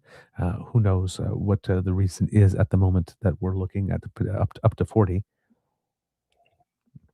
But yes, the interoperability, it looks like we will be buying some Gripens no matter what. The other thing that is interesting is with regard to our submarine fleets. We have the Germans and the South Koreans competing for our attentions and our affections on that front. And it seems that there's an indication this week that the company from South Korea, Hanwha Ocean, might be a little bit in the lead in this. According to Alex Flood of CBC News, Algoma Steel has signed a memorandum of understanding with an international shipbuilder that could allow the company to build a new structural steel beam mill in Sault Ste. Marie, Ontario, and create new jobs. By the way, there was also recent news that Algoma Steel has completed the job of replacing its second furnace to go electric and is now ready to look at whatever opportunities that could bring. This is definitely an opportunity that could bring more work to the mill. The plant announced, was that yesterday or 2 days ago? 2 days ago, that South Korean-based Hanwha Ocean has committed to providing Algoma Steel with up to $345 million for the creation of the mill and purchase of Algoma products. The agreement is dependent on whether South Korean businesses win a contract to build a fleet of new submarines. Officials say the deal supports the Canadian Patrol Submarine Project, a federal initiative aimed at acquiring up to 12 new submarines, supporting long-term naval readiness and industrial sovereignty, according to a release. Algoma Steel says that the deal with Hanwha Ocean will satisfy the submarine project's demand for contractors to invest in Canada, as the program would be supported by Canadian steel workers. Quote, this arrangement demonstrates Canada's Buy Canadian policy at work, ensuring that construction and sustainment activities are rooted in domestic supply chains. The prospect of establishing a steel beam mill, let's try that, steel beam mill and not steam mill. The prospect of establishing a steel beam mill in the Sioux was raised at the end of 2025 when Industry Minister Melanie Joly said the feds would offer financial support to Algoma Steel if the project materialized. At the time, she estimated up to 500 of the 1,000 steel workers losing their jobs in March could be rehired through a new mill. Of the 345 million in commitments from Hanwha Ocean, roughly 275 million would go towards the development of the structural steel mill itself, while the remaining dollars would cover Algoma products, according to the steel plant. The memorandum of understanding also includes that Algoma Steel will make annual payments to Hanwha Ocean for 10 years if and when the beam facility opens, equal to 3% of the net sales of the facility. So, some chess pieces being moved on the board here, kits and cubs, that would seem to indicate that Hanwha Ocean is definitely stepping into the lead in that competition. I believe there was another deal also with Hanwha with regard to our space program that was announced also 2 days ago. Hanwha has been very busy. MDA Space, a trusted mission partner to the rapidly expanding global space industry today, announced the signing of a memorandum of understanding with Hanwha Systems, so not Hanwha Ocean, but Hanwha Systems Limited, a global leader in smart technologies and aerospace solutions. Through this MOU, MDA Space and Hanwha will explore opportunities to collaborate on the development of Korea's sovereign low Earth orbit defense constellation, leveraging MDA's Aurora software-defined digital satellites.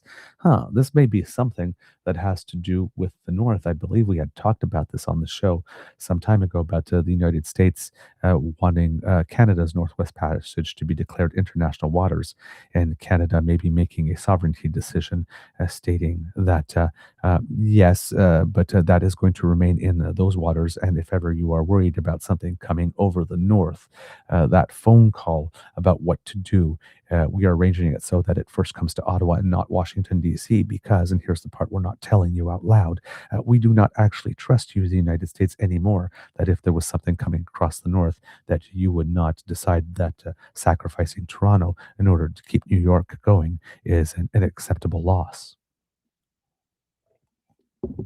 So, maybe some sensors in the water and a system of low orbit satellites covering the Arctic is something that we need in order to make sure that the call comes to Ottawa first. This might have something to do with that. The KLEO constellation is a flagship national initiative designed to strengthen Korea's sovereign defense capabilities and ensure secure, resilient communications and data services for national security operations. MDA Space and Hanwha will work together to assess how MDA Aurora's flexible software-defined architecture can support Hanwha in addressing evolving mission requirements, maximizing operational efficiency, and enabling robust, scalable satellite solutions for the KLEO defense program.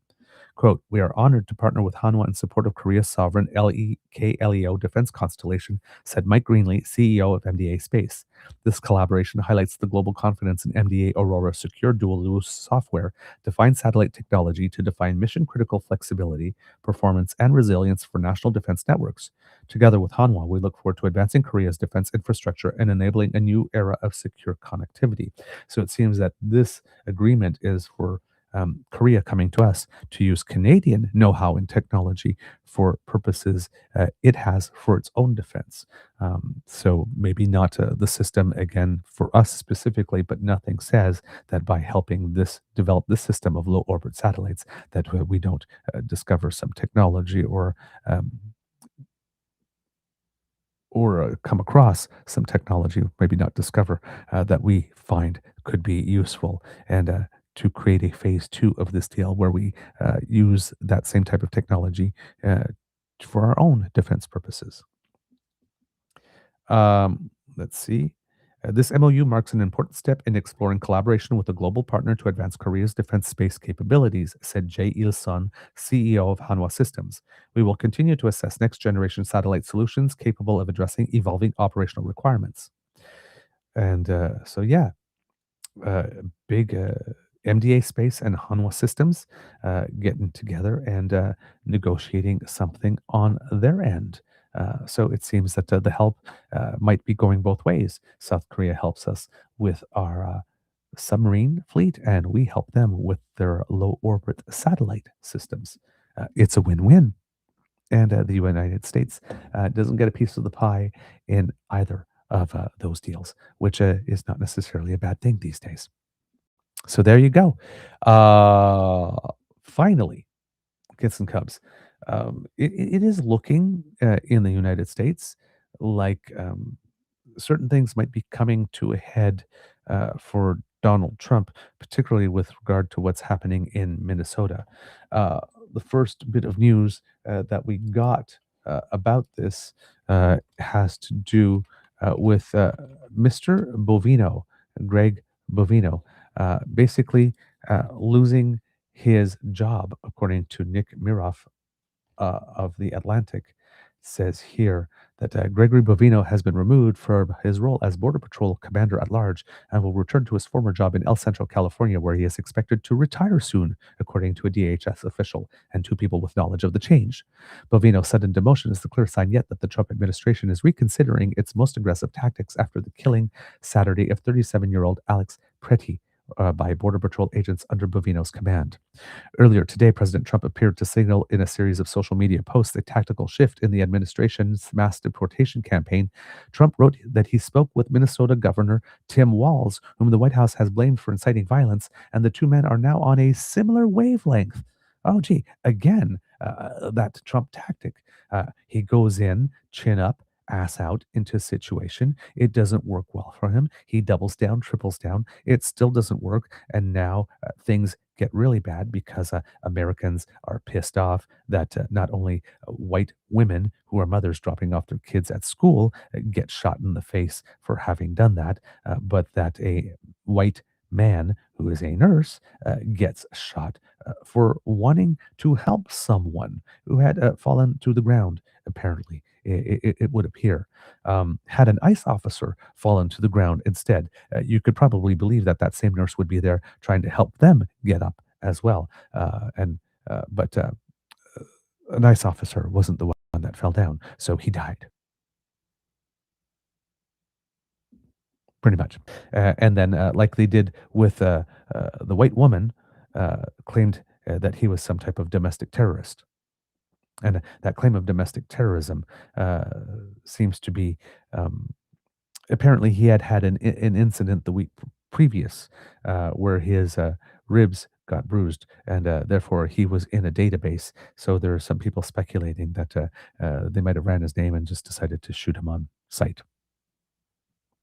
There has been some other videos circulating with some ICE officers suggesting ICE officers using their cameras to record people recording them, and then fears that facial recognition software will be used when comes times for the midterms, and that there will be ICE troops around voting stations picking people out of lines who they have claimed to be domestic terrorists because some people videotaped them or yelled at them when they were using the full weight of the state against the people. Unconstitutionally so. There's a lot of fear going on in the United States. But apparently, Donald Trump, seeing that people were not having it and that the protests were continuing and the escalations were not working, all of a sudden has a phone call with Governor Tim Walz, who was a this and a that and everything terrible under the sun for the better part of 2 weeks. And now they're on similar wavelength, and Walz is a good guy. Tom Homan, the former ICE chief whom Trump has designated border czar, will head to Minnesota to assume command of the federal mobilization there, Trump said. And it would seem that Homeland Security Secretary Kristi Noem and her close advisor Corey Lewandowski, who were Bovino's biggest backers at DHS, are also at risk of losing their jobs. Oh my. That would be so terrible were that to happen. For the past 7 months, Bovino has been the public face of a traveling immigration crackdown on cities governed by Democrats. Noem and other Trump officials gave Bovino the commander title and sent him and his masked border agents to Chicago, Charlotte, New Orleans, and then Minneapolis. Bovino became a MAGA social media star as he traveled the country with his own film crew and used social media to hit back at Democratic politicians and random critics online. He also had some very interesting sartorial choices that evoked a period circa Germany 1939. Yes. Veteran ICE and CBP officials grew more and more uneasy as Bovino worked outside his agency's chain of command and appeared to relish his role as a political actor. In Minneapolis, the Trump administration used Bovino as its lead spokesperson, scheduling daily press conferences where he defended agents' rough tactics and cast blame on protesters and local officials. Border Patrol commanders typically avoid engaging in political arguments with elected officials. Bovino's fall comes 2 days after Border Patrol agents in Minneapolis fatally shot Preddy, an intensive care nurse who worked with veterans. Hours after the shooting, Bovino appeared at a press conference and echoed statements by the Department of Homeland Security alleging Preddy sought, quote, to massacre the federal agents. Bovino repeatedly claimed that Border Patrol agents, not Preddy, were the victims. Videos of the encounter showed no evidence for his claims. Preddy, who was licensed to carry a concealed weapon, did not draw a firearm or attack the agents. The videos show one agent disarming Preddy in the moments just before another agent shot him in the back. We have had other images of people being on the ground with knees on the neck, a la George Floyd, which has been specifically verboten. That might be a word that the ICE agents recognize. We've also seen images of people being held down to the ground and stuff like chemical agents like pepper spray being sprayed directly into their faces.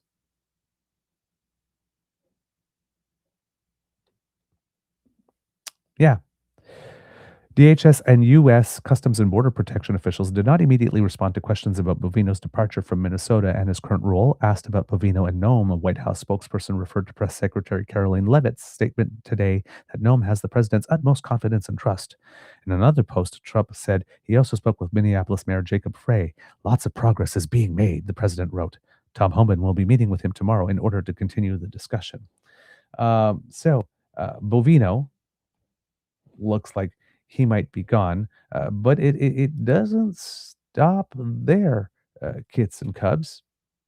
According to CNN reporting, this is the thing that I mentioned here. This is brought to us. This is CNN here. Federal immigration officers have been collecting personal information about protesters and agitators in Minneapolis, sources told CNN, and had documented details about Alex Preddy before he was shot to death on Saturday. It is unclear how Preddy first came to the attention of federal authorities, but sources told CNN that about a week before his death, he suffered a broken rib when a group of federal officers tackled him while he was protesting their attempt to detain other individuals. Wow. That's to Jeff Winter and Priscilla Alvarez of CNN, who found that little detail, that goop. So that's a little frightening. If you are in an encounter previously, you get put into a database. Wow. Okay. Very interesting. Another development happened yesterday as well, involving the Secretary of Homeland Security, Kristi Noem. It would appear that she was asked some questions and used a just following orders defense. That is probably not going to go over very well.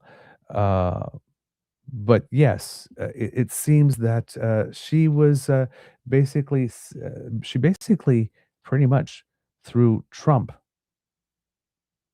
and Stephen Miller under the bus by claiming that her orders to make these ridiculous claims that she had been making, that those orders came directly from Miller and Trump. I'm just following orders. Didn't work very well back in the day, and I would be surprised if it works again. Well, I would be surprised if it works. I would be surprised if it would work in this particular instance. But yes, um, she claimed it. According to Axios's Mark Caputo here, hopefully I can. This is not behind paywall. But yeah, here it says Homeland Security Secretary Kristi Noem is under fire for issuing misleading and incendiary information that claimed immigration agents killed an armed Minnesota protester Saturday because he wanted to massacre them. That language has now become a source of controversy in the Trump administration. White House officials are blaming Customs and Border Patrol for furnishing inaccurate information, while others are targeting Stephen Miller, White House Deputy Chief of Staff and top Trump advisor. 6 sources with knowledge of the situation told Axios. The episode illustrates the confusion that gripped the administration after the Saturday shooting deaths of Minnesota protester Alex Preddy, and it shows the influence of Miller, Trump's close and longest-serving political advisor whose dominion in the White House far exceeds his title. Miller's power extends to de facto oversight of Noem, though she's a cabinet secretary who technically outranks him. Quote, everything I've done at the direction of the president and Stephen, Noem told a person who relayed her remarks to Axios. Immediately after Preddy was fatally shot in Minneapolis about 10:05 a.m. Eastern Time on Saturday, administration officials in Washington knew they had a potential disaster on their hands, but had little information. The officers directly involved in the shooting all shut up and got lawyers real quick, so there wasn't a lot of information, one lawyer briefed on the statement said. The CBP officers on the ground furnished a report that White House officials told Axios let officials with the belief that Preddy had brandished a gun. Miller heard gun and knew what the narrative would be. Preddy came to massacre cops, a source briefed on the process of assembling the press statement said.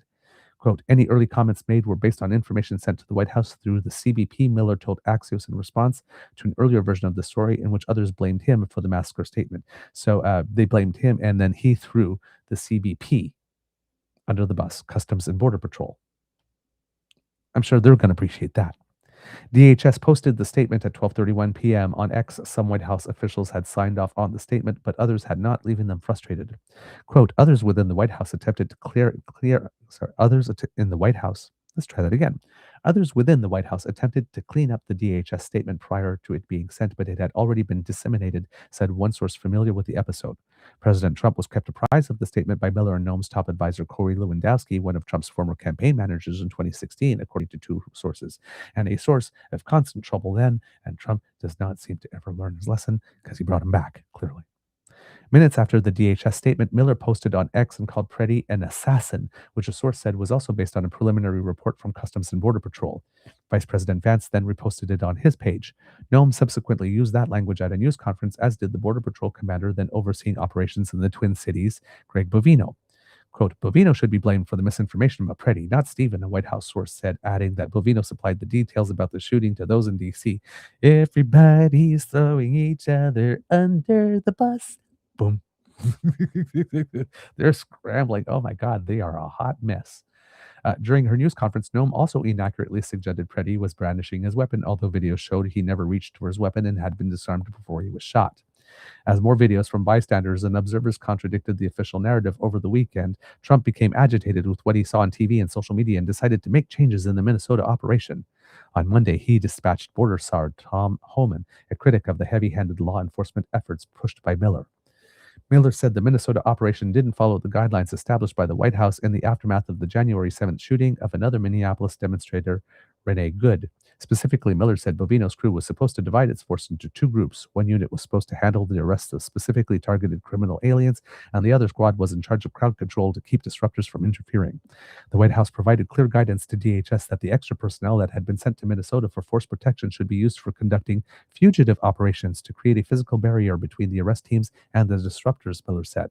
We're evaluating why the CBP team may not have been following that protocol. Really? You're wondering why they didn't follow that protocol. Inside the room, Noem on Monday night had a 2-hour meeting in the White House with Trump to discuss the matter in the New York Times. Discuss the matter with let's try that one more time. Noem on Monday night had a 2-hour meeting in the White House with Trump to discuss the matter in the New York Times first reported. Quote, she's a loyal person and she wanted her voice heard, one source said. She made sure to convey her loyalty. Yes, because that's really, really matters when you're shooting people in the back point blank, rushing to convey your loyalty. Miller was in the meeting, neither was Homan, with whom Noam had feuded. Homan was en route to Minnesota by then. Noam has complained to others that she feels she's being hung out to dry over the episode and has made sure to emphasize she took direction from Miller and the president, a source told Axios. Trump's move was a rare break from Miller, who remains one of the president's closest advisors. Quote, Stephen Miller is one of the president's most trusted and long-serving aides. The president loves Stephen, White House Press Secretary Carolyn Leavitt told Axios. Trump and Leavitt also repeatedly praised Noam, despite rumors to the contrary. Noam's job is safe, White House officials say. She's doing the job the president wants her to do, one official said. There's no daylight here. So, yeah, Bovino's gone, and Homan, who doesn't agree with what Miller is doing, is being put in place. So I'm guessing that also means that Stephen Miller, he's being told, will not be have as big a role in the sequel here. And Noam seeing how the system works and knowing that she is going to be hung out to dry, very quickly engaged in some CYA, which is cover your ass, saying that it all came from Miller and Trump at their direction, which is, easy to believe again, because, recently we had Jack Smith do his public testimony, 5 hours, and made it very clear that everything on January 6th was done at the direction and for the benefit of Donald Trump. And of course, we have Donald Trump and Miller then turning on Customs and Border Patrol, saying it's their fault. And throughout all of this, you have Donald Trump make some really interesting comments about the Second Amendment and showing up to protests with guns. He had a gun. Only criminals carry guns on our street, says Donald Trump, which, of course, then leads everyone who has a memory that lasts more than 5 seconds to remember this guy. Hi, Kyle, who was turned into a hero after he killed people with his gun while he was walking down the street during a protest. Yeah. Trump, you can't have guns. You can't walk in with guns. It's a very unfortunate thing, apparently. Yes, apparently in the United States. Yeah. And here's a little clip of Donald Trump. This will probably go down in infamy. This might actually be the moment that Donald Trump lost his grip permanently. With that being said, you can't have guns. You can't walk in with guns. What about the Second Amendment? Listen, you can't walk in with guns. You can't do that. But it's just a very unfortunate incident. What about the Second Amendment? I guess we piss on it. Is what we do here. And it would seem, of course, as soon as you start talking about, hey, there are places in the United States where you just can't show up with guns, that, of course, brings out the NRA. There are some parody articles there that says NRA accidentally forgets to rise up against tyrannical government. An embarrassed National Rifle Association says it totally forgot to do the one thing it has been saying for years it is solely there to do. The NRA posted a tweet. The NRA unequivocally believes that all law-abiding citizens have a right to keep and bear arms anywhere they have a legal right to be. prompting Gavin Newsom, governor of California, to tweet that Trump's lost the NRA.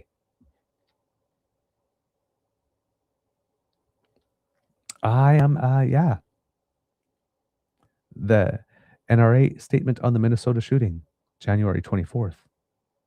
For months, radical progressives, politicians like Tim Walz, have incited violence against law enforcement officers who are simply trying to do their jobs. Unsurprisingly, these calls to dangerously interject oneself into legitimate law enforcement activities have ended in violence, tragically resulting in injuries and fatalities. As there is with any officer-involved shooting, there will be a robust and comprehensive investigation that takes place to determine if the use of force was justified.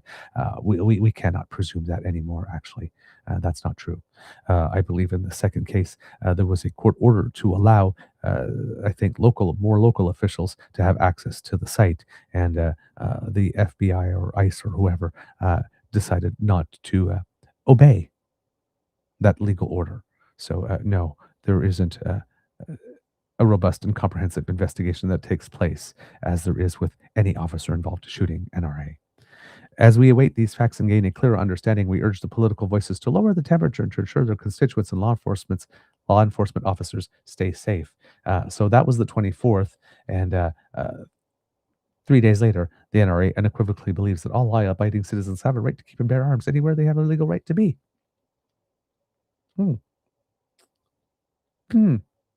Interesting. And now you got Donald Trump turning on the Second Amendment. Well, hey, hope that works out for you, guy. Hope that works out for you, guy. All right, kids and cubs, that's the end of this episode of the Daily Beaver Morning Show. We hope that you love listening to us because we love making this for you. Remember, sharing is caring and word of mouth is priceless. So please tell your peeps and poops all about us. We really appreciate it when you do, especially when you share why it is some of our content resonates with you. It means the world to us. That's advertising we cannot buy. When we have something fresh off the podcast bandwidth, if you go to podpage.com/The True North Eager Beaver with a hyphen between each one of those words, we will have hopefully soon enough our audio version podcasts available for you so that you can take on the day and keep informed with our show. And we thank the Ray Girl for her sponsorship of that. If you would like to help us, kits and cubs, you can do so by traveling on down to the True North Eager Beaver Media Incorporated YouTube page, where you can smash with our buttons like, share, and subscribe, because that helps us with the algorithm when you do, and we are very grateful when we see our numbers go up. So thank you for that. And if you would like to support us financially, because we do incur some costs to bring this show to you, you can make a contribution to the Eager Beaver Lodge's Emergency Hydration Fund, where you can keep your favorite beaver nice and moist. Yes, a voluntary contribution of a couple of toonies or loonies in our tip jar. The Emergency Beaver Lodge Hydration Fund makes it such that we can bring this show to you 5 days a week and cover our costs and all of that good stuff, and maybe do a couple of extra things as well, depending on how generous our audience is on any given year. So we thank you for your support and your encouragement. We consider every single donation as an enthusiastic expression of encouragement on your part for us to do more, and that we are on the right path. So if you would like to give us an Atta Beaver or an Atta Grizzly, we would be very grateful for your contribution. Thank you very much.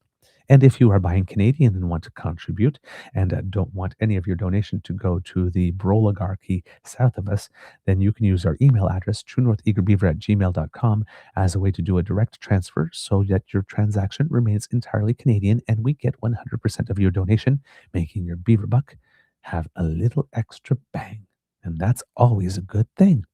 So thank you. And of course, if you're watching on YouTube, we have memberships. And of course, we have Super Chat. You can make a donation there. So thank you for your support that you give to us that way. Again, means the world to us, and we are very grateful for it.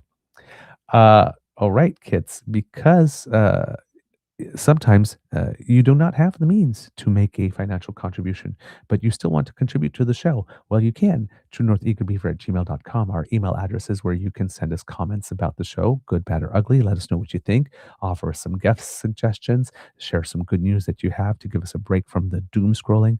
Remember our Kits Who Cook hashtag if you're cooking something yummy.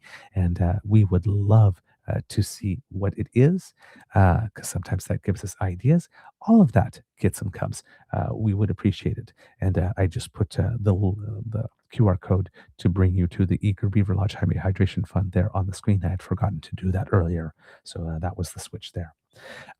If you want to reach us via our socials, Kits and Cubs, at True Eager, at the Blue Sky Beaver Lodge, also on the Jitter, True North Eager Beaver on Facebook, our original home, right down here in the comments section if you happen to be watching on YouTube, either live with the best damn fam in all of podcasting or on your own time. We also have the Damn Fam unofficial Discord to keep the conversation going with the Damn Fam when we are not live or having a show that is premiering. And of course, we have our Instagram page run by Kit Uncover. Thank you for all of your help.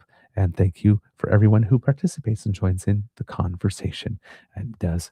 Again, when you give us, when you spend some time with us, whichever way you choose to do that, that is a compliment, and we are very grateful that you offer it.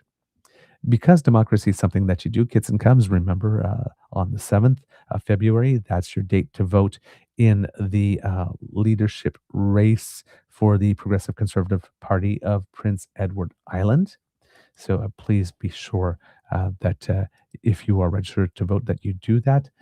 There will be, I believe it is, another leadership forum taking place on February 2nd at the Confederation Center of the Arts in Charlottetown with the actual vote and convention taking place on the 7th. Of course, if you happen to be a conservative voter and you're going to the big thing in Calgary over the course of the weekend, don't forget to vote there as well. If you are following our push for petitions, we got an update yesterday from Fed. Unfortunately, the reading of the petition did not take place yesterday as expected. It got bumped again, and I believe that according to Fed, it is scheduled now to take place today instead. So let me just take a look at this thing here, if I can see his message.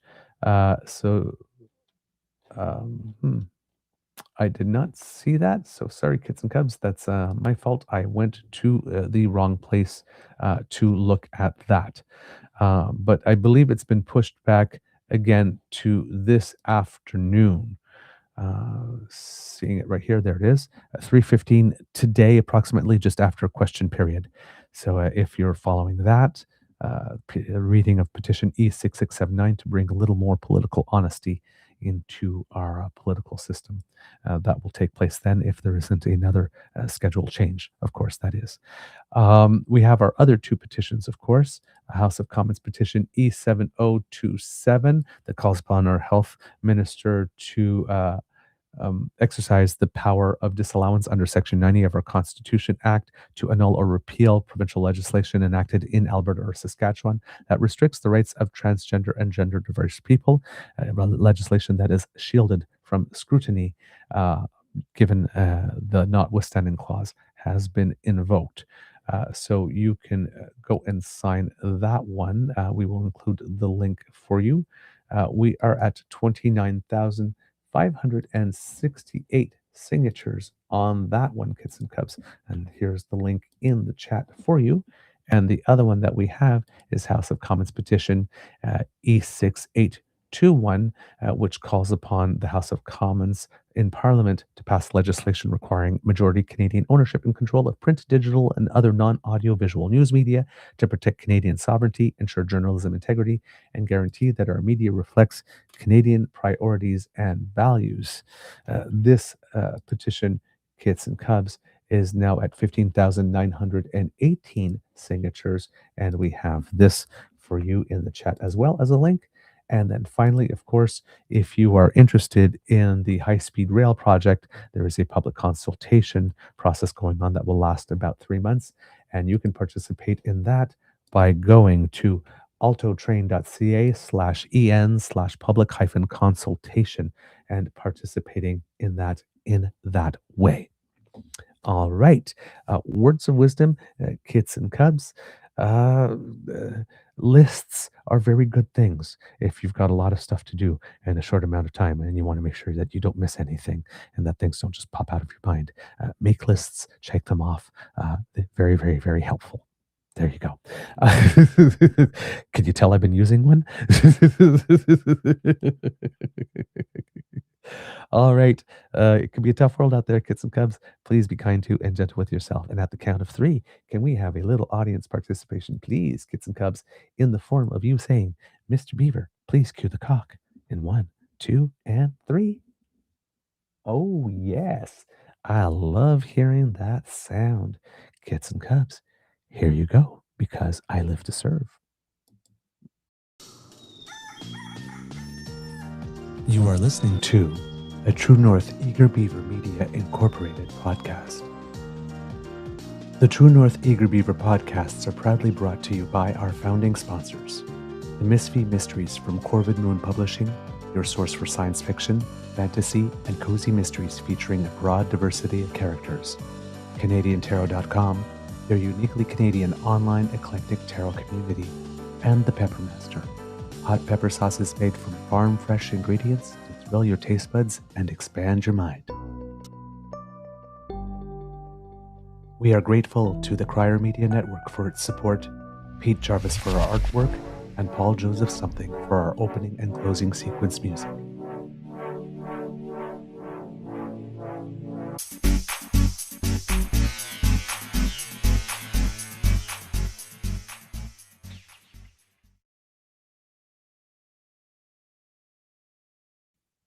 All right, kids and cubs. Very briefly, and a little bit of news of Canadians who make us proud. Our paws are up again for tennis player Gabriela Dabrowski, who in the doubles event, women's doubles event at the Australia Open, has advanced to the tournament semifinals. Her and her partner, Luisa Stefani from Brazil, upset the number 3 team of Xie Wei Xie of Chinese Taipei, I believe, and Yelena Ostapenko to advance, and got a little bit of help because the number 7 team of Danilina and Krunik took out the number 1 team, and therefore leaving Dabrowski and Stefani who are seeded number 5 to play the number 7 team in the semifinal, which improves their ability to get to the final.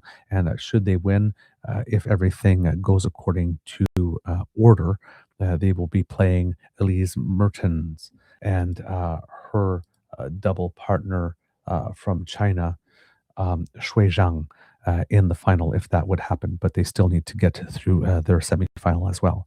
But right now, it is looking pretty good to have a Canadian reach the final of a Grand Slam.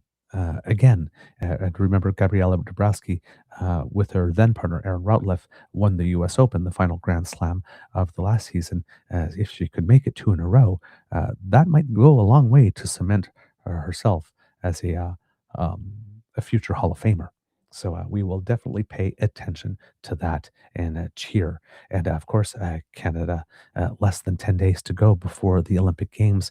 And if everything goes according to schedule today, I will be recording a conversation with much beloved sportscaster Devin Haru that I will be able to bring to you at some point next week in the lead up to the games. I think they officially open on the 6th, but I think some of the competition starts a little early, particularly in hockey and in curling.